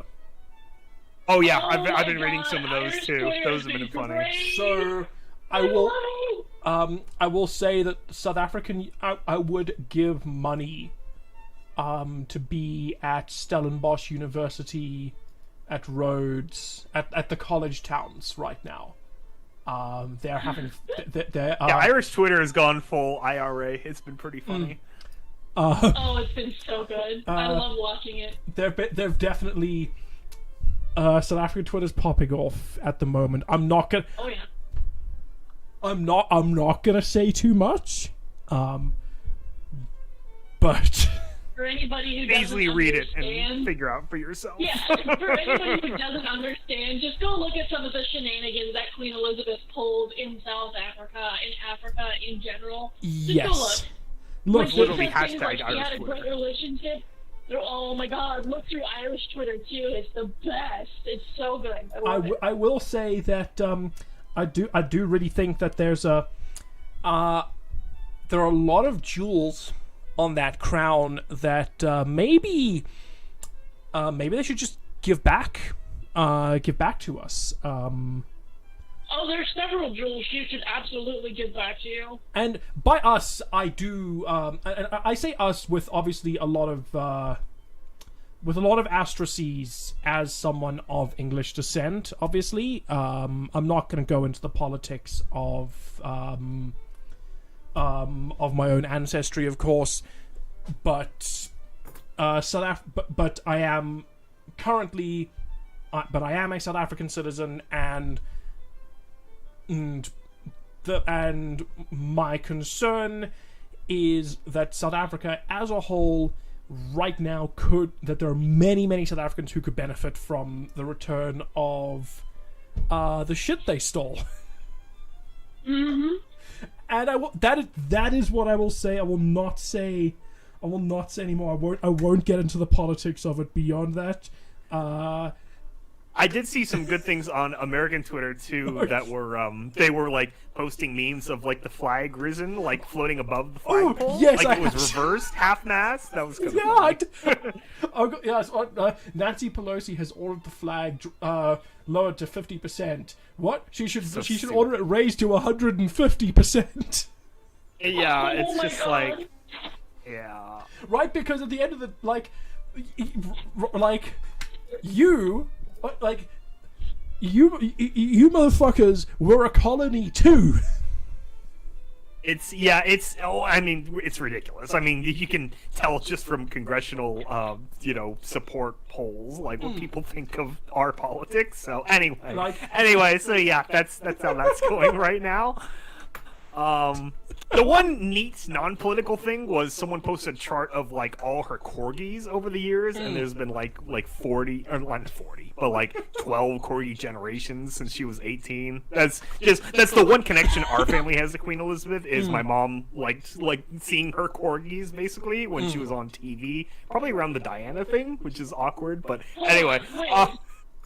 So she actually made a proclamation, before she died. She's like, after I died, there will no longer be corgis in Buckingham Palace. So I'm concerned what's going to happen with all those corgis. No kidding. I saw someone. I saw a news article, quoting that, and underneath that news article, I saw someone commenting a picture of Anakin Skywalker with the younglings. Oh no! Just look away. Look at the flowers. I'm sorry, young one. Master Skywalker, there are too many of them. What are we going to do? So hopefully they just go the natural way. We're gonna see. With the British, you never know though, because in World War II they like perpetuated a pet genocide, which was something else.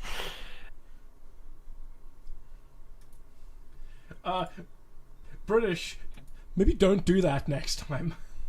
Yeah, that's one of the, like, obviously there's a long uncomfortable history of British stuff, but, like, that was one thing I never understood. It's like, the war had barely even begun. Like, they've only gotten a few bombs from the Wehrmacht and all that stuff, but, immediately, like, they gave out this order, like, okay, time to kill your pets, everyone! And immediately, of course, like, half the country just started murdering their pets, and it's like, I wonder, like, if they told them, like, kill one child, how many of them would do it? I'm genuinely curious.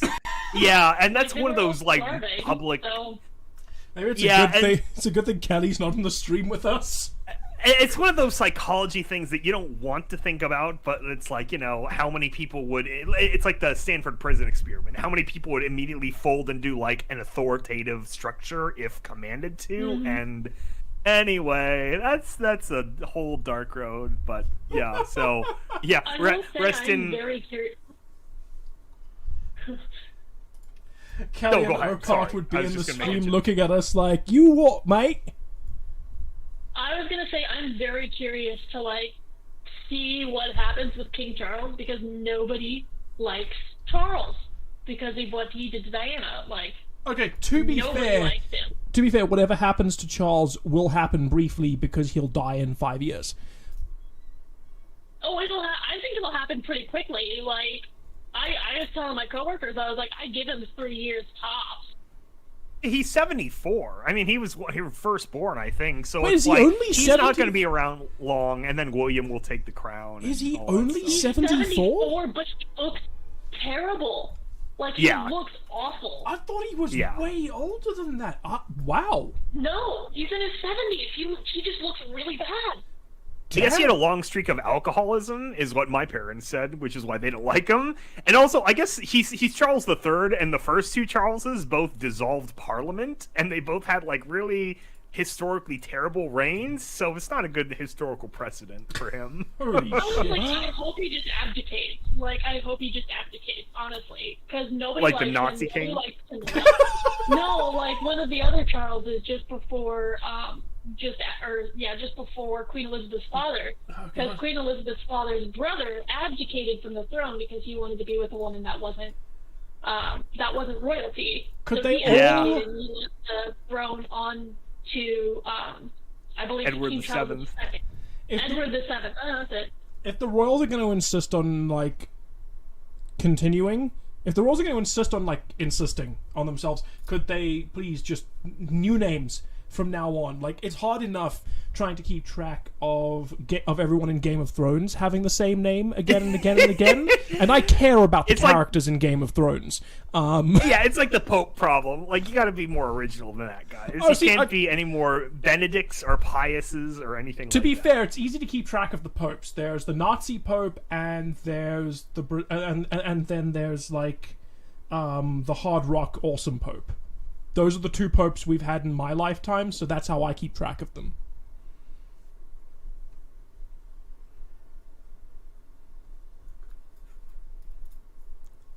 Anyway, so wow, I think I just I think you cut out there. Oh, I hope I just cut out and that's what caused the silence and not like the thing I said. Anyway, I gotta be a little evangelist here for a short second. Cyberpunk 2077 got a new update, yeah. and once again, I'm asking for you to try Cyberpunk 2077 because I know it was a rough start. I always loved the game just because I was lucky. I had the Next box when it came out, so I had the best console version. But like the new build is really good, and now with the new West update, it drops like some Edge Runners merch and whatever. And I'm really excited for the anime Edge Runners. I'm really hyped for Edge Runners because it looks fun and colorful. And my one complaint though is the theme song is terrible. They chose this Franz Ferdinand song, and it's just like, okay, yeah, it literally mentions burning down cities, but like there's a shitload of songs that are about burning down cities. Like you could have chosen. Hell, even the Nickelback song, "Burn It to the Ground." I'm sorry, I like a few handful of Nickelback songs. Or how about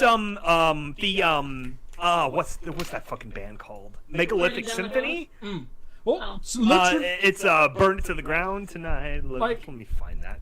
Hell, so I've actually for one of my secret projects, I've got a list of songs about like rebellion for a secret Cyberpunk's project. Fail from AWOL nations. But like, there's plenty of songs that you could use. You could Rise Against has "To Them These Streets Belong." Fantastic. Work that would work well. Lots of flame imagery on that, if I recall. Hell, your CD Projekt Red composed something. Oh yeah, exactly. Like it's just ridiculous. And I'm not a fan of their samurai band, in-house band, to be honest. But it's I do not like samurai. The Franz Ferdinand song is just so boring. It's so fucking boring. Like the thing, and they only had one good song. And the it's the one everyone knows. So I played Cyberpunk 2077. I picked up 2077 again after this 1.6 patch dropped. When they announced that it was done, and they were like, "All right, cool." They just started a new game. Yeah. And like, I must say, I was very, very impressed. I was very impressed to jump into it, hit a cutscene, and to drop into into a world spawn camera that spawned me in like, I don't know, someone's shoe just outside the cutscene where the cutscene was happening. Aww. And I saw a bunch of T-posed characters kind of like smashing together. And that was my first interaction with 1.6. And what followed was about 9 hours of like some decent stuff from there. Like it is better. It is in a much better state. I don't want to be too hard on 2077 because I've been tough on it before. It's in a much better state. It plays a lot better. If you go into it with the right mindset, like hammering it up onto like onto a hard difficulty mode and being like, I'm gonna go in guns blazing, play hardcore mercenary. V is here to take no shit, do a job. It can be really fun. Oh, speaking of games, Scrollkeeper requests that I rant about Halo. Ooh, can I join you? Okay, where do we begin? So they delayed Infinite for a year?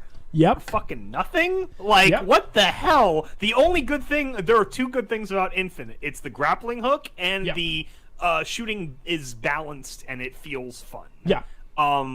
Everything else is terrible. The music is generic as hell. Like, as someone who really complained about Neil Davidge when Halo 4 came out, man, at least he and Kazuma Jinochi brought something new. Like, the three guys that came in are like a cover band for O'Donnell and Martin Silvestri, and it's just like so bland with the new music.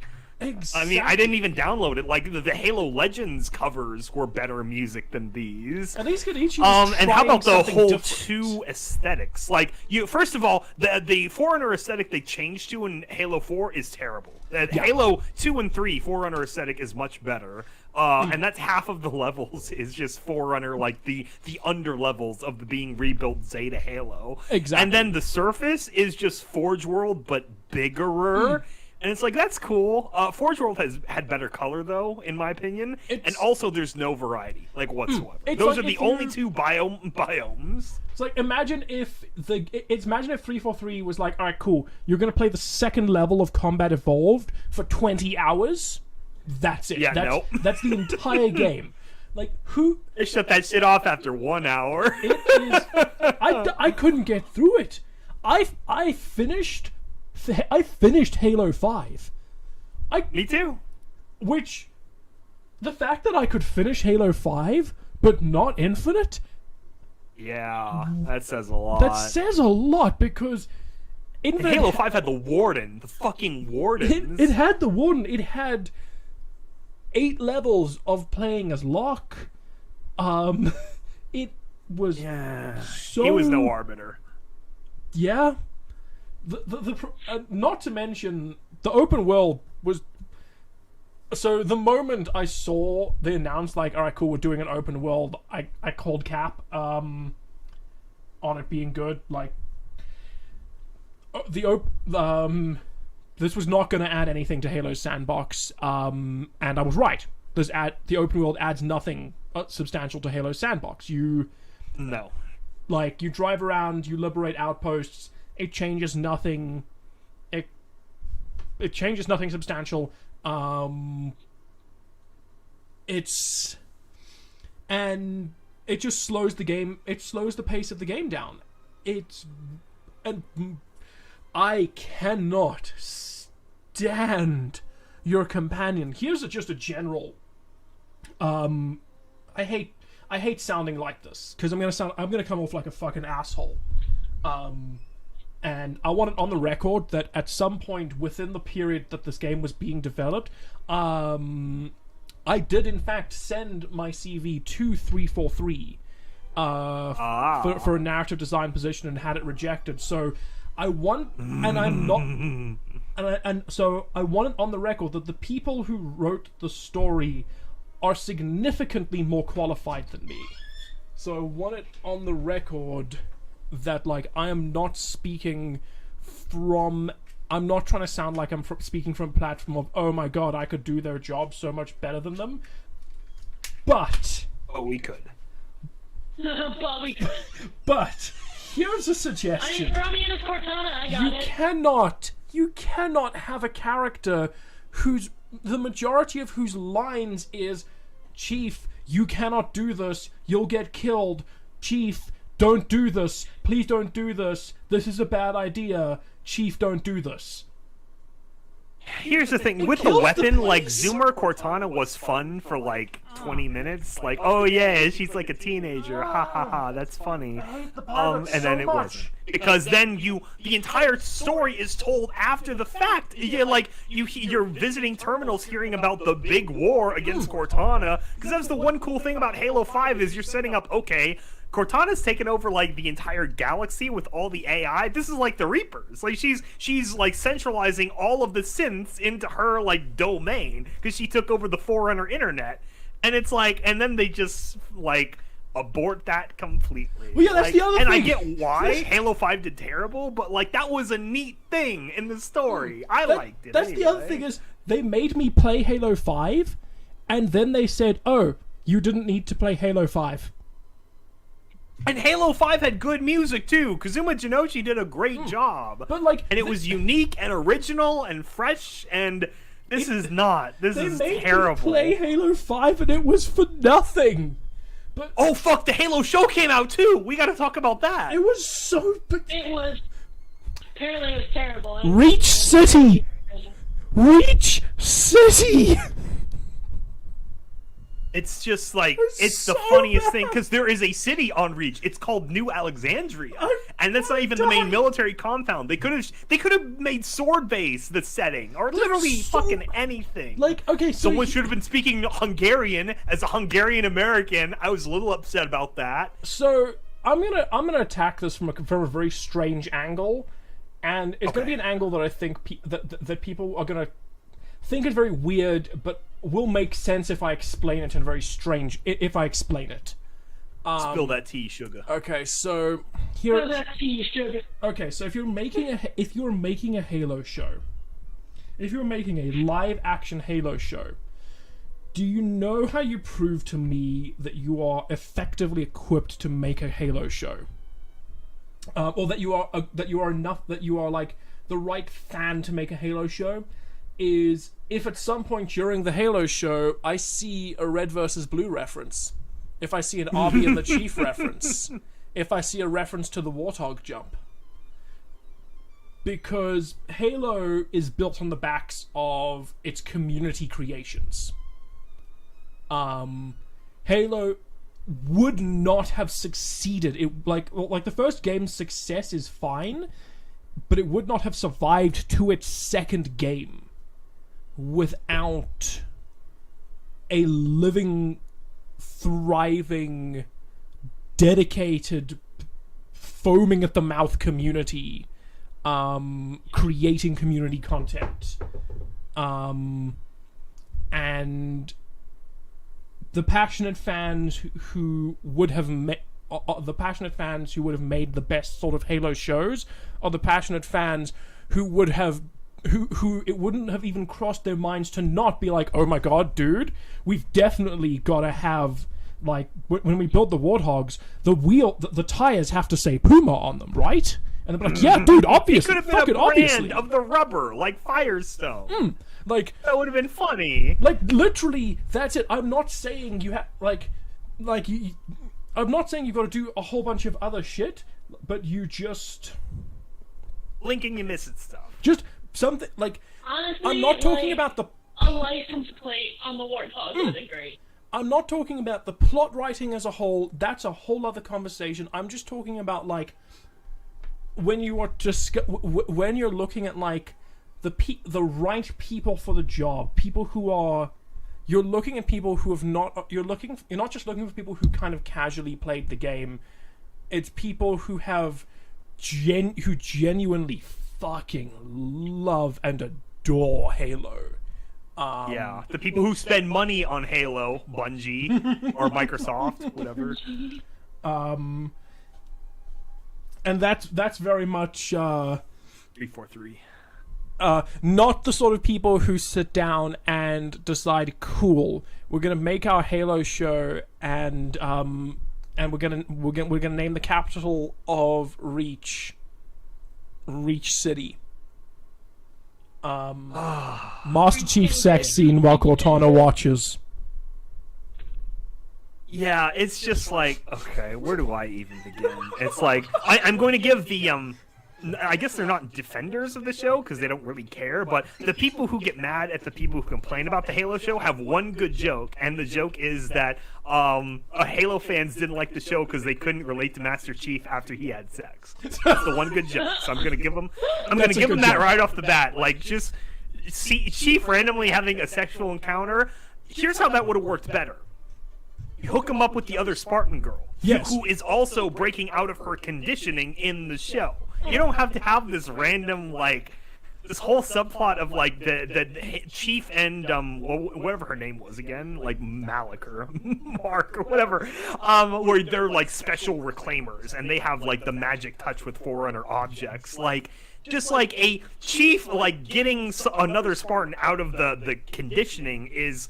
It would have been a better subplot for him to, like, they're discovering their humanity again, and then, of course, like, you know, they're like horny teenagers. They've had their hormones shut off since they were 6 years old or whatever. That would have been something, and it would, you know, explore the depth of that. Also, the one good thing about the show that I have almost zero fixes to is Halsey. I feel like they did her dead on in terms of characterization and mindset, and the actress seemed like she was a good fit and whatever. Much better than the Cortana. Like, I get why they did Cortana. Like, she has the voice, but the look is different. But, like, could just made her blue. Just make her solid blue. That would have been an easy fix for Cortana. Or purple, whatever. Yes, the blue was... Oh, God, I have thoughts about the blue, but I'll let you... Here's another thing. The one quick fix for the storyline, delete everything having to do with magical. Okay, I get that you have to introduce that, like, you're in an insurrectionist civil war before this is going on. Just start on the asteroids. That's one of the original Halo books is called the Cole Protocol, and that's set basically in this asteroid colony that you see in the show. And it's like, that was a good book, and that was fun. Everything on Magical was not fun, and it sucked. And it looked like they were filming there because it was cheap. Like, okay, it's just desert, right? Like, we just need this motorcycle prop, and then bring in the Nazi guy from Man in the High Castle, and there's your plot line. Like, no, everything about Magical sucked, including the CGI. For whatever reason, the Reach City CGI was, like, significantly better. I don't know if it was just more practical sets or whatever, but, like, the whole alien battle in the first episode was terrible. It was like a PS3 like graphics or something. Boy. The fights as a whole. Let's talk about human weapons too. Like, okay, like as a kind of gun guy, I know what a Chris Vector is. I know it's a spacey looking gun that they use in like stuff that works in a show like Ghost in the Shell, where the near future for them, the P90 was a new looking gun. It looks spacey. This is fucking 400 years in the future. You wouldn't have them walking around with Chris Vectors. That's as out of place as like someone, one of us, walking around with like a musket, like a powder musket or whatever. It's like, just how cheap is it to make a few like background assault rifle props or battle rifle or DMRs, like actual Halo guns? Ugh. It's like, did he blow the budget on the armor and the Warthog? Like, come on, man. Like oh shoot, I think that's my HVAC. I'll be right back. Go ahead, Jake. So, I don't want to make speculations, and I'll wait until Sky comes back, so we're going to finish this, but I have something I want to talk to you after. Go for it. No, after, because I want to wait for Sky to come back. Oh, okay, cool. Okay, so we'll wait for Sky to get back to you.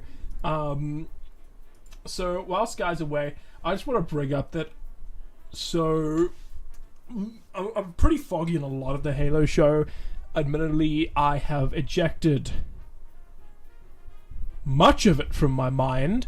But I have also spent way too much time, like, near frame by frame, dissecting a lot of its fight scenes, because that's just, especially because most of them ended up being, especially a lot of them ended up being obviously CG animated, and my word are they bad.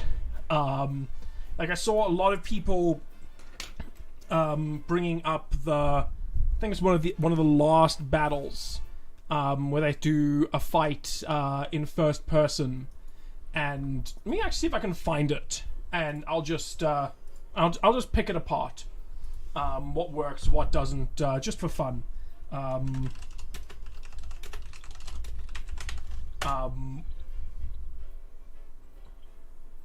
I saw some people quite enjoyed it. Hold on. My cat is getting into shit that she shouldn't. What are you screaming about? Oh, damn it. Get out! Get out! You're stressing out my other cats, you dumbass! Ah, there we go. Get out! Go on! Just gonna turn the sound off on that.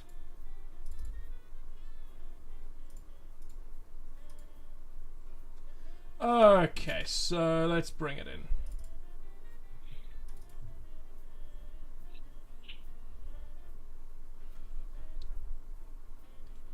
Okay, I can't let it play the entire way through by itself, because otherwise, every time I do, it kind of just every time I do anything like that, we get flagged.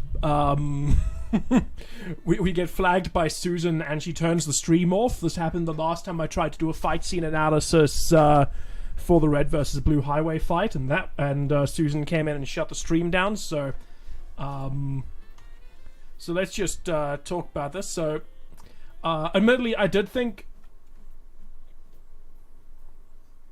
So something that I will give this, because not a lot of shows get this right, is jumping. A lot of shows with animation, with CGI animation, so it's not great here in this cut. Over here, where the motion is from here to here happens a little too fast, but from here to here there's some really strong motion in the jump, and what you'll find, especially there's an issue with it on the new Lord of the Rings show with some of the CG where characters will jump and there's no strength behind it. They're just suddenly in the air way further than they usually are. And I'll give it this works really well. But so we've got the way the fight moves here now. So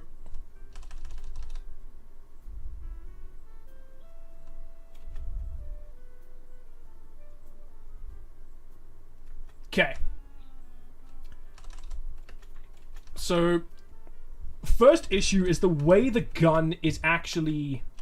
Well, first issue is the FOV, and how You're close. talking about a video game now? No, this is the Halo show. Oh. He's going through a play-by-play of a fight scene or whatever. Yeah, of a shot. Where they're trying to replicate the way the game. They're trying to replicate the way the game plays, by going into a scene that looks like it plays like the game. But I'm trying to just explain ways it kind of doesn't work. So, because of the way they've done the field of view and the way they've animated the gun, they've got the gun way too close to the camera, and the FOV is all wrong. So it looks like the character's holding the gun way, way, way too close to their face. And I get that they're close range, but the result looks really awkward. It also really messes. Like, I get that they're trying to make the motion look quick and frantic, but it ends up looking awkward and taking the strength out of the shot. It also, you don't want that gun to be quite so close to the screen when your CG looks like that.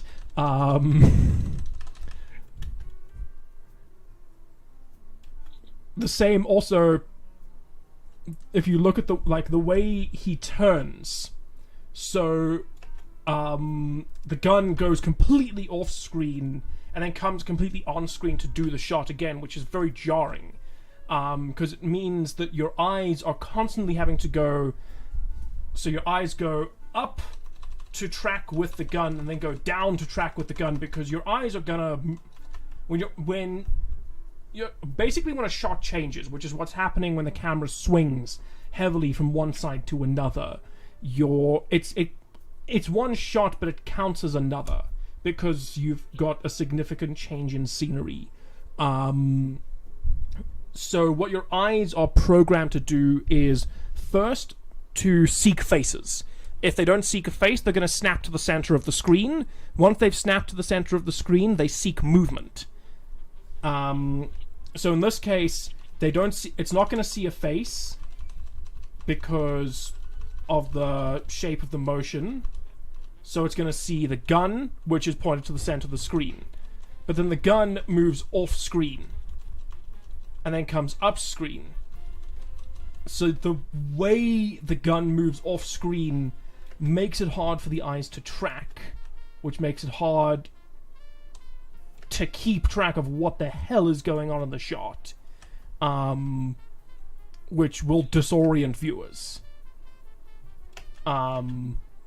Which is gonna sound to some people like I'm nitpicking, but this is how animation works. This is how being an animator works. You nitpick these ideas and the psychological implications of how introducing an idea on screen will affect someone's eye movement down to the frame. So in this situation, what you would do is you would have your animators go and look at how they would do this in a video game. And fortunately, there is a great reference for this. It's called Halo, where they could have gone to Halo and opened the game and taken the mouse and just swung the camera left and right really, really quickly, and frame by frame looked. And they could have done this in a couple of different Halo games and looked at how the gun swung. They could have done this in a couple of FPS games, because different FPS games will have the gun swing in different ways. Overwatch is a fantastic example of this. Different characters, when you turn around, depending on the character and what weapon they're holding, if you turn around, some might lead with their gun swinging before them. Some might look first and have their gun trail after them, to suggest that they're leading with their shoulders and dragging their weapon after them because their shoulders are first, or because their weapon is heavy, or because of their training, or blah, blah, blah. Welcome back. Welcome back. Sorry guys, my HVAC guy is here. So what are we still on Halo, or did we move on? Oh, we're still on Halo. I'm fantastic. I'm boring the chat by just doing an animation breakdown of why a shot didn't work. Oh, nice. Well, I do want Which to talk shot? about something. Yes, Mel, I think I've bored the chat enough. I'll let you take over. I can lightning flash everything I liked and didn't like about this show. Some of the Reach CGI was good. I think it was basically everywhere where there was a practical thing. Like, the suits were okay, the Warthog they built was okay.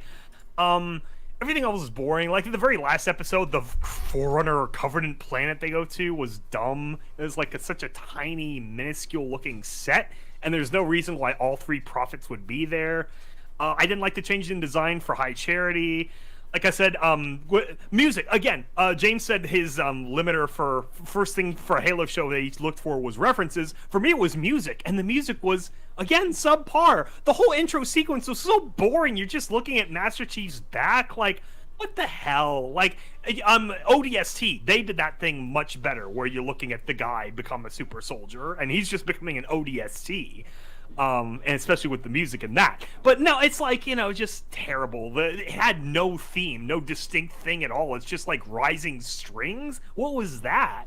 The whole Merrick character, or whatever her name was dumb. I of course don't have a problem. Like, honestly, I think Chief deserves to get some after all the shit he goes through in his storyline. So Chief having sex is not a big deal. Like, whatever. Like, everyone. Some of the commenters tried to act like, but Chief is neutered, blah blah blah. It's like, well, no, they didn't actually like castrate the boys or anything. They just like they're all on, like basically hormone blockers, at least sexual hormone blockers. They're all pumped full of testosterone and whatnot with all their advancements. So yeah, also I'll say this, I didn't have a problem with him taking his mask off, in that it was going to happen eventually, especially if you're telling a story about, like, the Chief and everything. Like, I think they should have saved it, though, until, like, a later episode, and it should have been, like, more significant. Like, basically, when he's becoming more human is when you actually see the first time he takes his mask off. Use the Mandalorian as a blueprint, basically.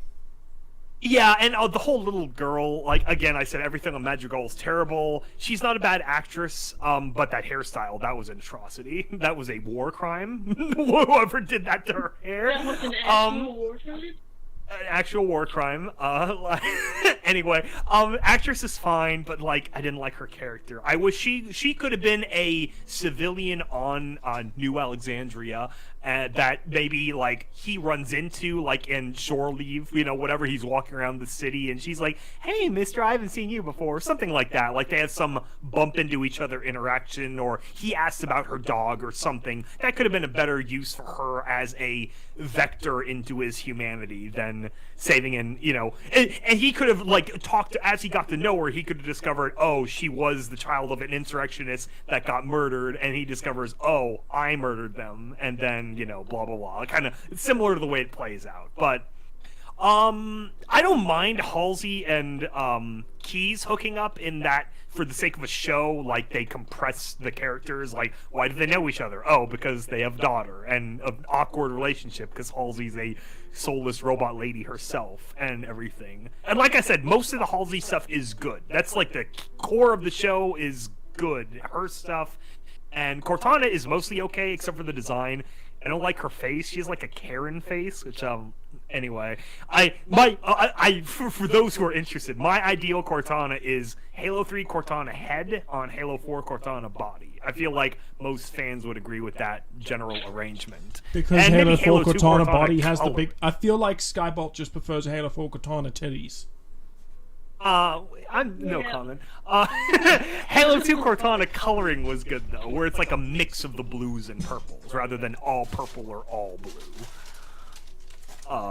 Yeah. So anyway, I think that's everything I have to say. It's 1 out of 5. They could have done so much better in almost every way. Neil, you had something to say? Yeah, did you guys see my leaked backstage photo of the new Fallout day? Ooh. I'm not sure which photo you mean, but I've seen some set photos. It was the one where it was literally like right in front of the Super Duper Mart. There's a cat in the front, and I mean Caterpillar, not a meow meow cat. I mean the machinery. Yeah, I have seen and that. And then like I'm so like I'm actually like kind of excited for it. Like I can't wait to see trailers. I'm fairly certain it's gonna follow more Fallout 3 because Super Duper Mart is in Fallout 3. So safe we're assumption. gonna get more of that. Yeah, right. We're gonna get more of like not the Boston area, the Boston. Boston. Words are hard today. But we're gonna get more of that area, which I'm kind of excited about.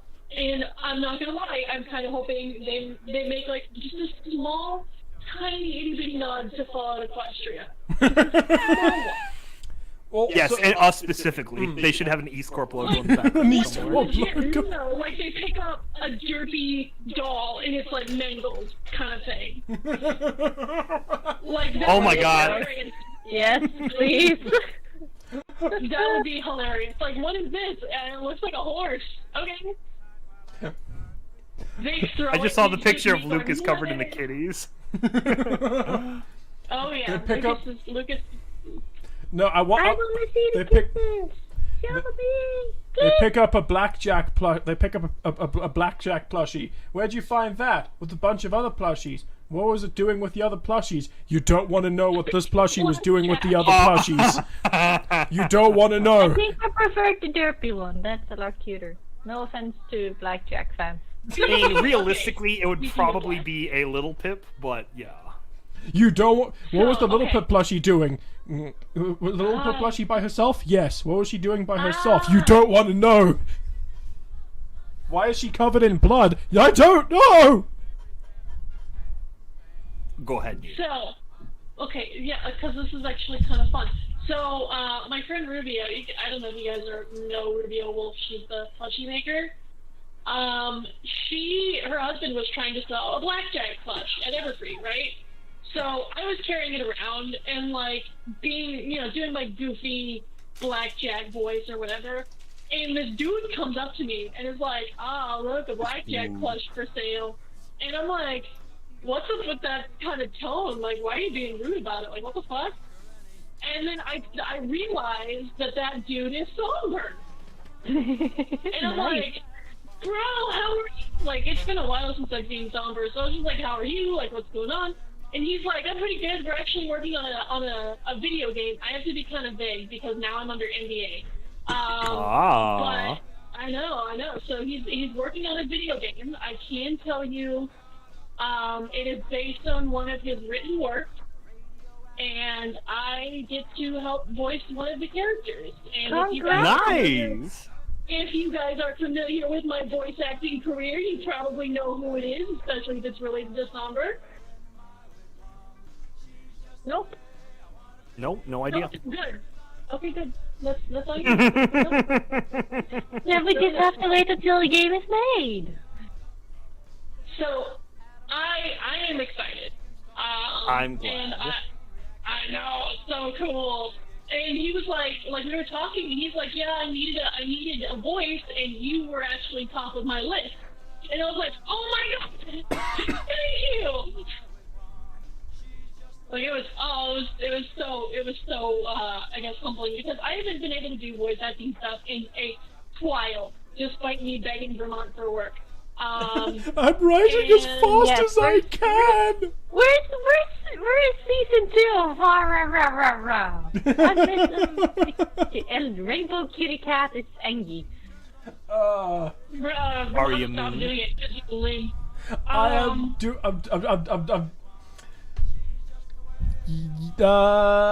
is my I am gonna purr on your face? Huh? Where's my I'm gonna purr on your face? Aria Moon status. Have a completed outline. Have a couple of. We're talking about untypical. Oh, you were talking about untypical. Okay. Oh, that's a whole different story. That's a whole different. That's a. Okay, you were asking about untypical. That is. You know what? Untypical actually come out sooner than the second season of Aria Moon. I don't know whether it's up to you to decide whether or not you want to consider that good news or bad news, depending on which show you're more of a fan of. I can't say. I don't want to say more. Too much more concrete. I mean, because I'm going to make a more concrete statement in the next month or so. What's the old saying, Skyball? 2 weeks. Oh yeah, oh my gosh. Are we doing that again? Okay, jokes aside, in a little bit more than a month, I'll make a more concrete official statement, regarding... He's canceling it, or we've all been replaced. No, not an actual happy good. An actual happy good, happy good release window statement regarding untypical. I am going to endeavor to give you all to give a public release window in not, let's say, probably after the next podcast. I haven't ironed it out. We have a podcast about once a year, so it'll be Don't hold me to this. This isn't the first time I've promised this, but I promise. These last 2 years have been rough, but I am trying to get on. I am trying to get on this. Aria Moon is honestly a little bit further away, on account of honestly Aria Moon's viewership reception. I'm kind of deprioritizing it a little bit. Yeah, it's just happened with Ulysses Chronicle. Good show. I really enjoy Aria Moon. I think Aria Moon Season 2... As I said, I've finished the outline. And I've got a couple of episodes written, and Season 2 of Aria Moon is good. It is really good. It's some of my best writing, but it's a massive time... It's a massive time investment. It's like... So the first season of Aria Moon was about 40,000 words. Season 2 is looking to double it. But that's a lot of work, not just for me, but for the whole cast and crew. For a show that by the end of the first season was doing about 100 views an episode, which, like, there was a certain amount of there's a certain amount I can justify, and there's a certain amount I kind of can't. When it comes to workload and sort of like emotional payoff, whereas untypical, I think the audience at EAST Corp here has I think you've got more of an emotional attachment to it than as an audience than you do to Aria Moon. So I'm shifting priorities. Also, because I do owe you all. It is the older show. It is the older show. So I do owe you that. So what I vote, and I'm just throwing out my vote here, is that Vermont is no longer allowed to keep secrets because then the audience can hold them accountable.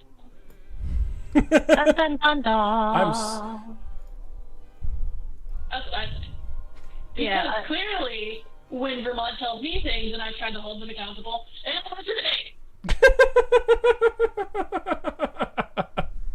Yeah, damn, you need to talk a little bit more to your people. Also, I see that you have not yet added the nationality on the lullabies, even though the lullabies bonus episode has more views than the final episode. That is accurate. I have not done that yet, but to be fair, at this point I'm doing that because I know it annoys you.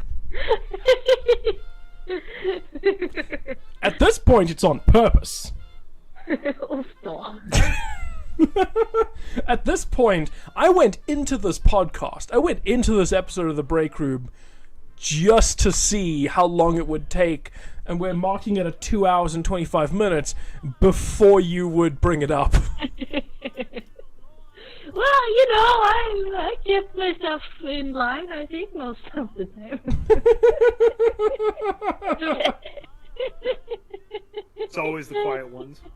It's always the Yes, right one. they're me. Oh, this is a long way around, but speaking of Vidya games from the Halo connection, I recently got Xbox Game Pass because I have so much free time already. I get that, and I actually played the Mass Effect Legendary Trilogy edition, and it was actually really fun. They made quite a few balance fixes, especially on the Mako, that made Mass Effect 1 more tolerable. And so I actually finally got to finish the fight of the Mass Effect trilogy and stuff. And speaking of games with good music, that is a game with good music. So, yeah. Oh, that's a game with good music. Yes, we can mention that too. Fallout 76. I don't know what's going on with the game because we talked about that, but at least the music was always good. I actually thought Enon Zur did some great stuff making it sound Appalachian, and I love the theme, and, Almost Heaven, and blah, blah, blah, so. I love how they tried to include a good chunk of the cryptids into it. Because, Yes. cryptids in general are a big part of Virginia history. So, I honestly hope they can take Fallout 76 and fix it. Make it the exact same game, but make multiplayer optional, as opposed to making it required. You know what I mean?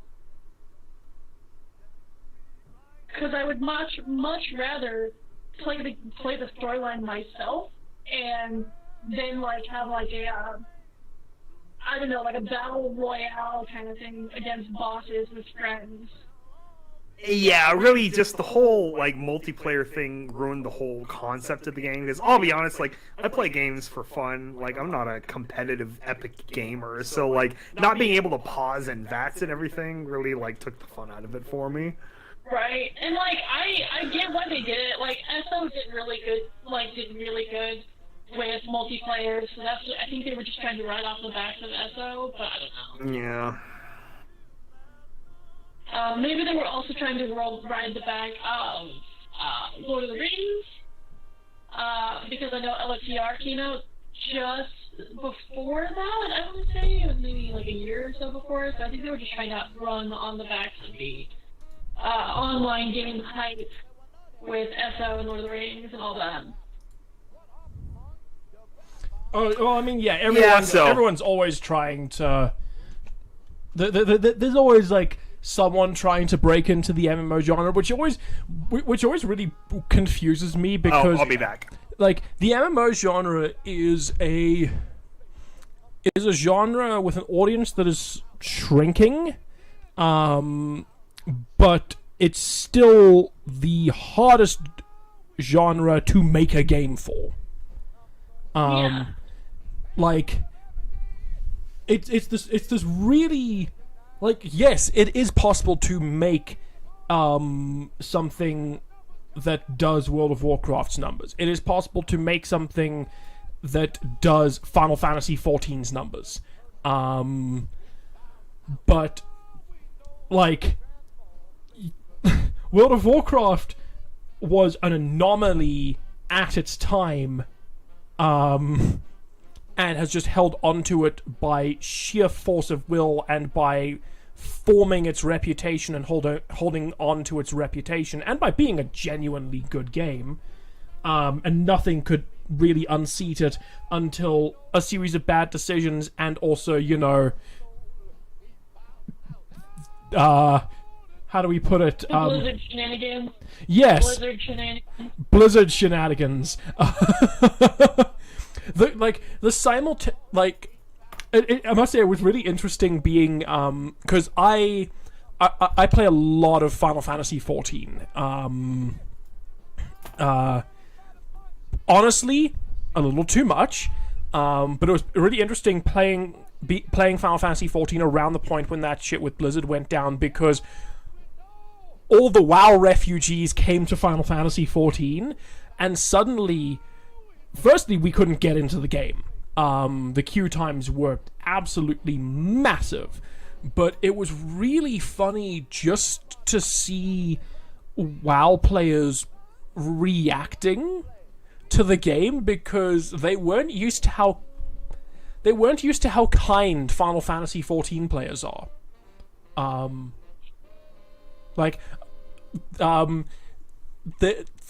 They weren't used to people being understanding of noobs, and oh, you died, or you got disconnected, or you don't understand the dungeon mechanics. That's okay. We'll teach it to you. We'll wait for you. That's okay. It happens to everyone. Lord of the Rings started out with...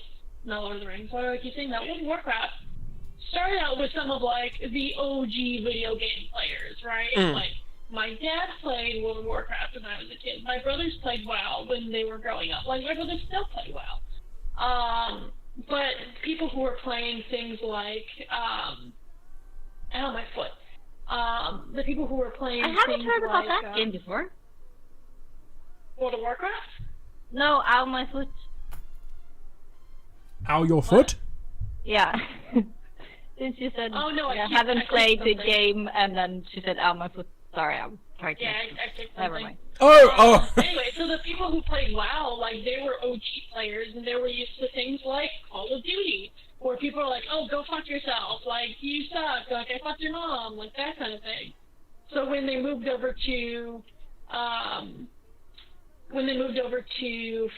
Final Fantasy, that was more of, like, the Zoomers and the Millennials who were just like, oh, we're gonna play this game. And we're gonna have a good time. So, the other thing I think that I've seen... Actually, wait, no, that doesn't... no, that analogy has been proven completely false. Never mind, ignore the sentence I was about to say. Ignore the thing I was about to say. No, I think that's a very fair point. For the record, also, this is just the one time I say it, because if I continue to say it outside of just a general on-topic chat for it, I'll go on for it for way too long. Everyone needs to play Final Fantasy XIV. It's amazing. My computer still can't handle that. I'm trying to save up for a new computer. Fair enough. Was that the online one, or...? That's the online one, yeah. Yeah, I played that when it came out with my dearest. We had a lot of fun, but after a while it kind of died down for us. But it is a really, really good game, and I don't remember what level we were, but there were like, it's a lot. It's a very good. It's a very fun game. It's just for me, it became way too much of the same. Like kill this, kill that, get that, deliver that, kill this, do that. Oh, So yeah. For me, it kind of died down. But for That people much who is- doesn't mind, That much thing is is very very much good. the same. Like, it'll continue doing that for a long time. The thing that keeps me going on it is that the thing that primarily keeps me going on it is that the writing is kind of outstanding and humbling. Kind of up. Kind of is the exact is like the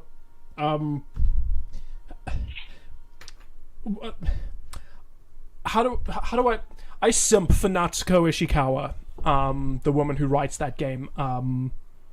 We worship Natsuko Ishikawa in this household. Yeah, that's how I put it. Her mom Yeah, did also that. the story and stuff I really liked, but it's also like might be my ADHD as well. It's just it became too much before you got the candy. Fair enough. Also, because it will, in the case of Needle, it will drive Needle's enjoyment of cute goth boys. I don't know about cute cowboys, but cute creatures, yes. The I movies do like my cute. cute goth boy. I'm very much into the villains, let me tell you. You give me a good male or female villain, I'm done. Let's see if I can find a Final Fantasy 14 villain that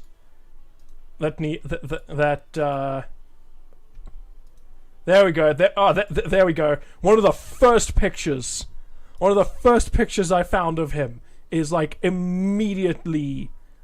Is it porn? No. Oh. You'll have to go into the actual live stream to check. What? You have to look at the streamy weenie. I have to actually press live, don't I? Because I'm not paying attention. Yeah. Final Fantasy 14 players, look away. This might technically be a spoiler, but also it's not. I don't know who that is, so okay. No, look at his face. Just look at his face. I'm looking at him. It's Is he okay. pretty enough for you? No. Is he not pretty enough for you? Yeah, he needed No. to You be need pretty better enough for you. graphics. I might have spoiled stuff for some Final Fantasy 14 players for him to be pretty enough for you. He's not pretty enough for me. Aww, Needle has higher standards. Needle has I higher have standards. very high standards, and typically... I'm back you know, again. people- Hello, we are currently discussing Needle's high standards of edgy boyos.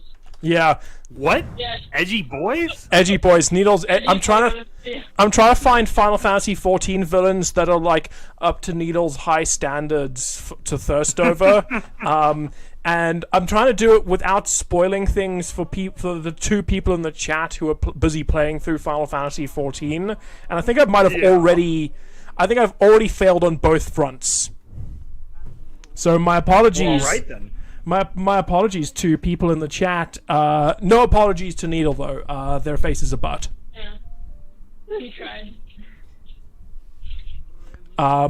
Also, Like I said, you give me anything Tom Hiddleston, I'm done. I'm not giving you anything Tom Hiddleston because, you know, I still don't get the hype.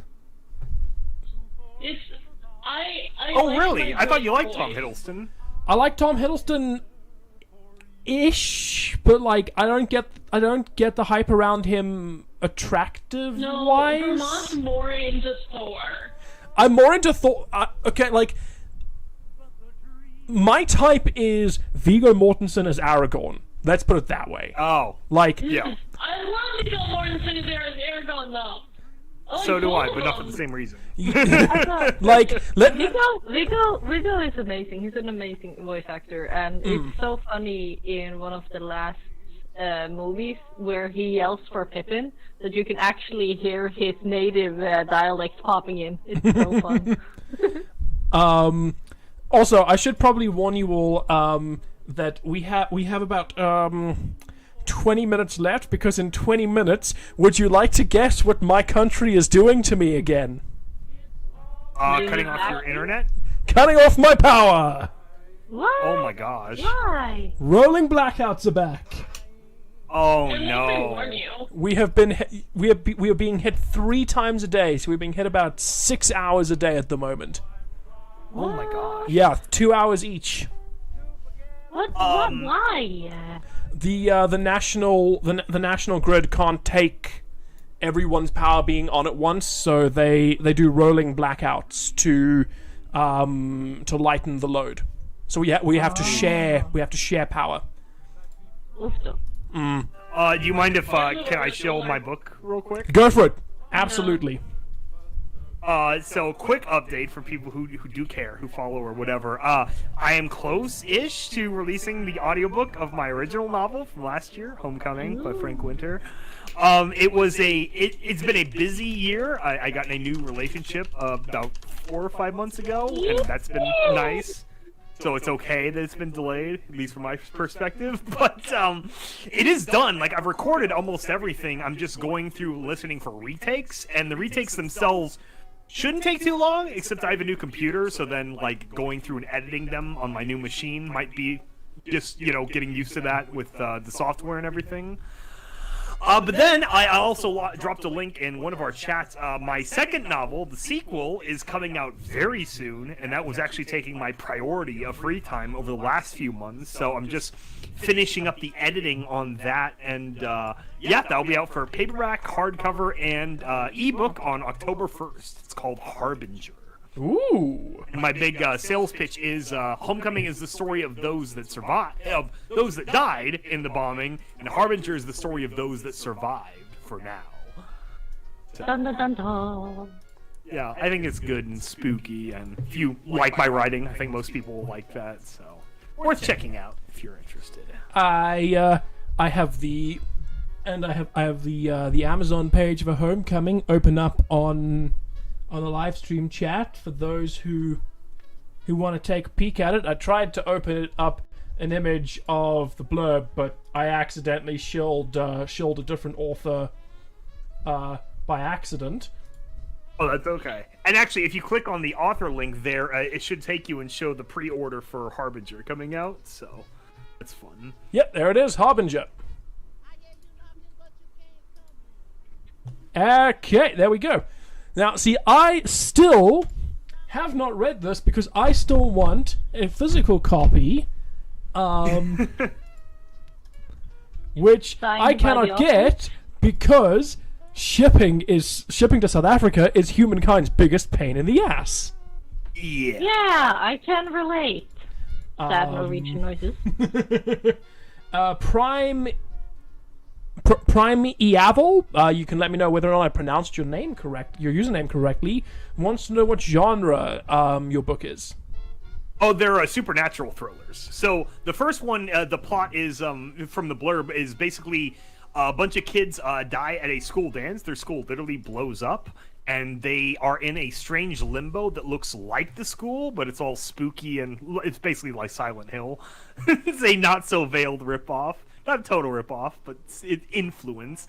Anyway, so they have to solve their own murder and figure out if they're who the killer is or killers, and if they're dead or if they're with them or blah blah blah. And then a whole bunch of spooky happenings go on, and we cut back and forth to the people who survive, like their parents and stuff. And then the second book is 10 years later, and that's basically their siblings and friends that survived, and basically like everything that happened afterwards in terms of like how the public reacted, as well as the mysterious curse, which is like a Final Destination kind of thing where everyone who survived have started dying off anyway. A lot of them are committing self-termination because of a very strange depression that doesn't seem to be fixable in any way. And yeah, it's very spooky. It's supernatural. Nice, very nice. What are Sam and Dean in it? Oh, what now? Because you said it's supernatural. What are Sam and Dean in it? Oh, sorry. No, actually, it's kind of like X-Files meets Final Destination. Actually, it's about FBI agents are main characters. So you said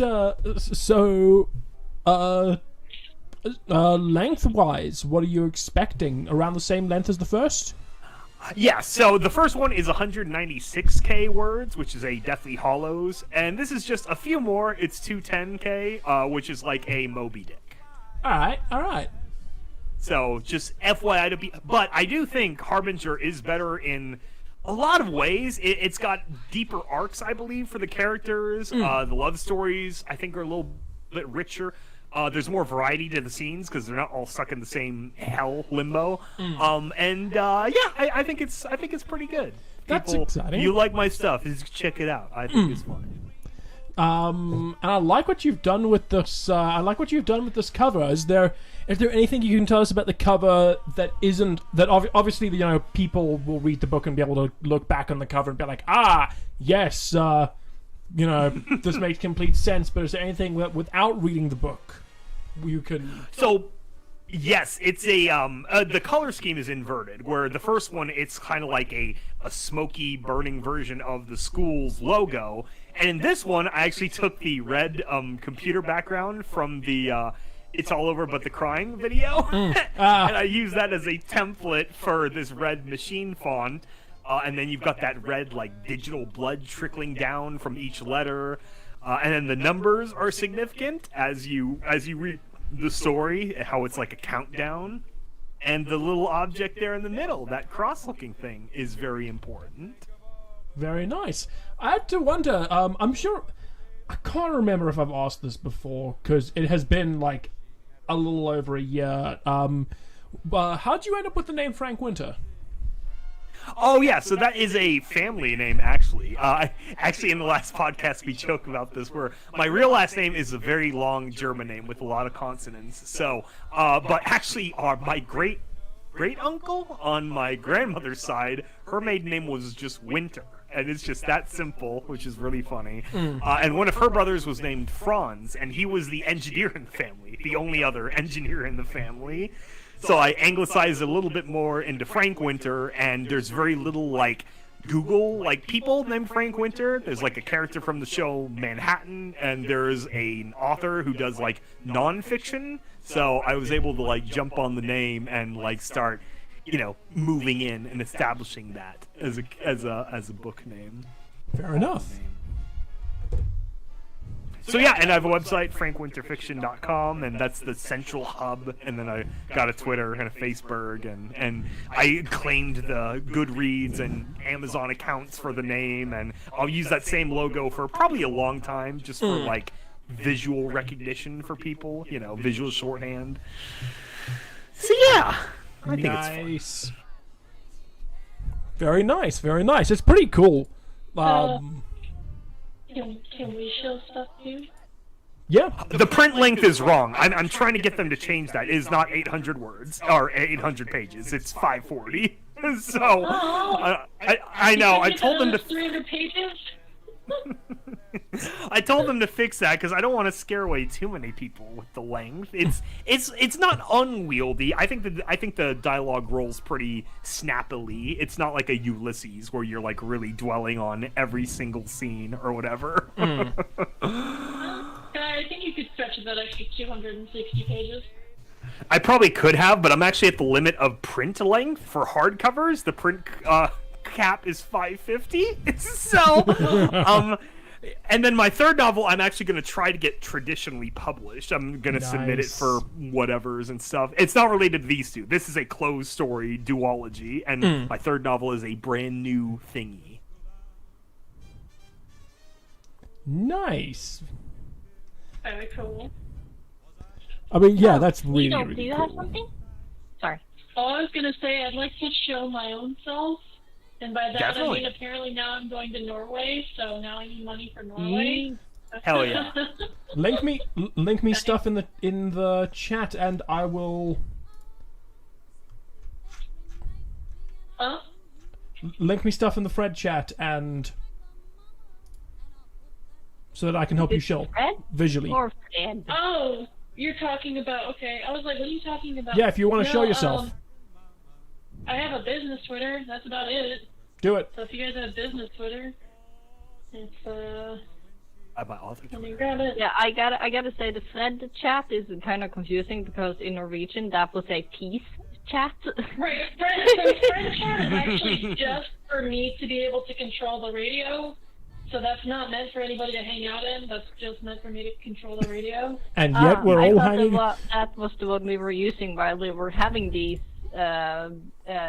streaming with me. No, so that if is you needed to be right back or specifically. something. Yeah, no, that's specifically for the. Roy Mustang does point out that the once nerfed Skybolt's going to have a 300-page DLC available with the Winter NFT. I would almost say that this sequel novel is the DLC, because basically, like, when I finished the first one, I had all these other things. I'm like, but I didn't explain this, and I didn't explain this. And then when I conceived of the overarching plot, I'm like, oh, fuck, I guess I gotta write a second book.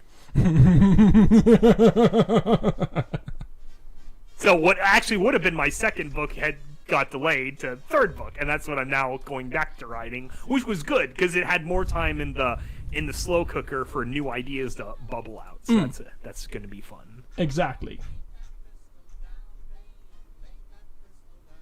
Jam, do you have anything you want to show people? No. My stuff's gonna come a little bit later. There is some stuff that will come a little bit later on topic, because I will be showing off within the next month.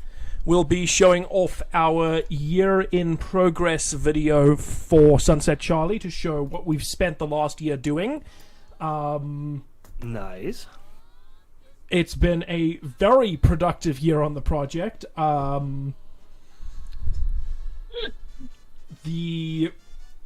Including finishing off the script, going through the professional editing process, i.e., going out and hiring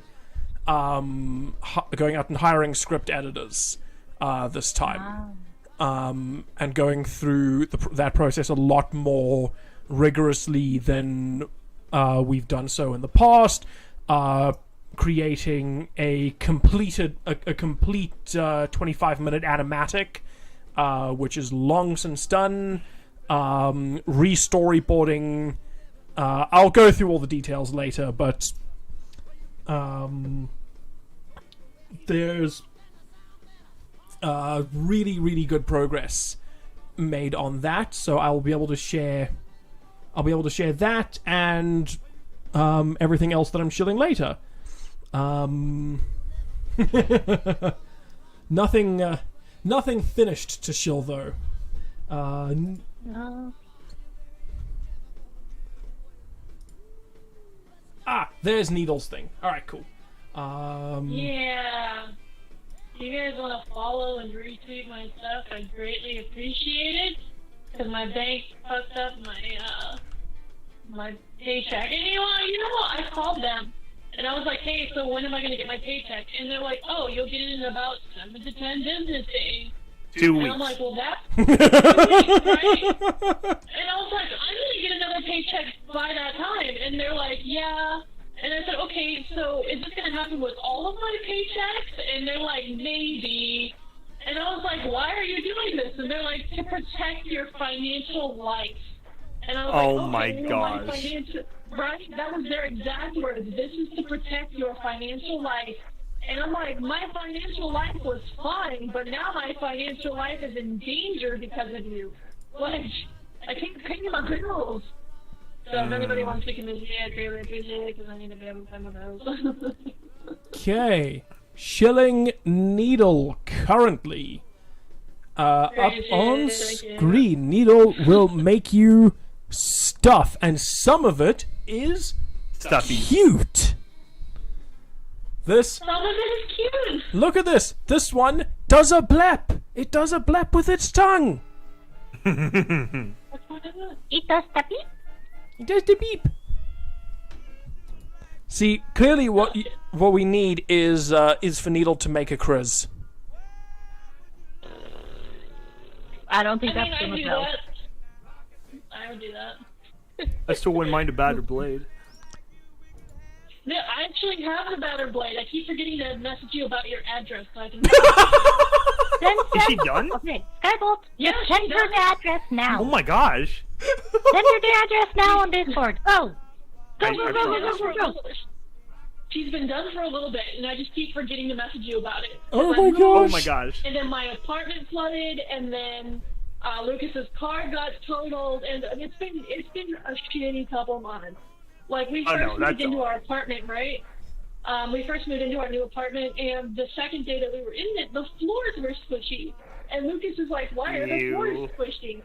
So I called the apartment, and they're like, "Oh, you have a leak." So then we had to, literally, we had to stop unpacking everything, repack everything, put it into our second bedroom because they told us that we may have to move out if there was a foundation leak. So we got that taken care of. Turns out it was a simple leak. They got it fixed. The month after that, Lucas's car got hit really hard while it was parked. Which is insane. Nobody was friggin' paying attention. Third month that we were here, the power got shut off, permanently, and we had to call and figure out why. It turns out that the old tenants didn't pay their bill, and they didn't update their information, so they thought that we were the old tenants, and so they turned our power off for 2.5, almost 3 weeks, because we had to, we had to prove that it wasn't us. This was during 4th of July, so of course everything was a little bit slower. And in that same month, that same 4th of July, my water, sewer, gas bill, just water, sewer, gas, came out to over $800. And they told me, they're like, you have to pay this, or else you're going to get a really big late fee. No exceptions, regardless of whether or not it's a holiday. So I was like, okay, well, I paid that $800 out of my own pocket. That was my entire savings. I called them on the 5th when they were open, and I was like, hey, so this is what's going on. What's up with this? And they're like, well, why did you pay it? And I'm like, you told me there was no exceptions. You told me I had to make the payment, or else I would get a crazy late fee. And they're like, yeah, no, you shouldn't have paid that. This is what's going on now. So they never gave me that money back. They kept that money. They just applied it to the next month's bill.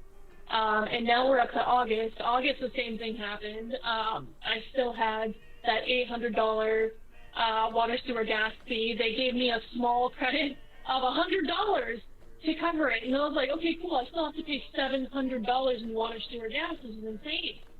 And then beginning of this month, they gave me a call again, and they're like, hey, that's still an issue, but we're going to credit you $700 this time.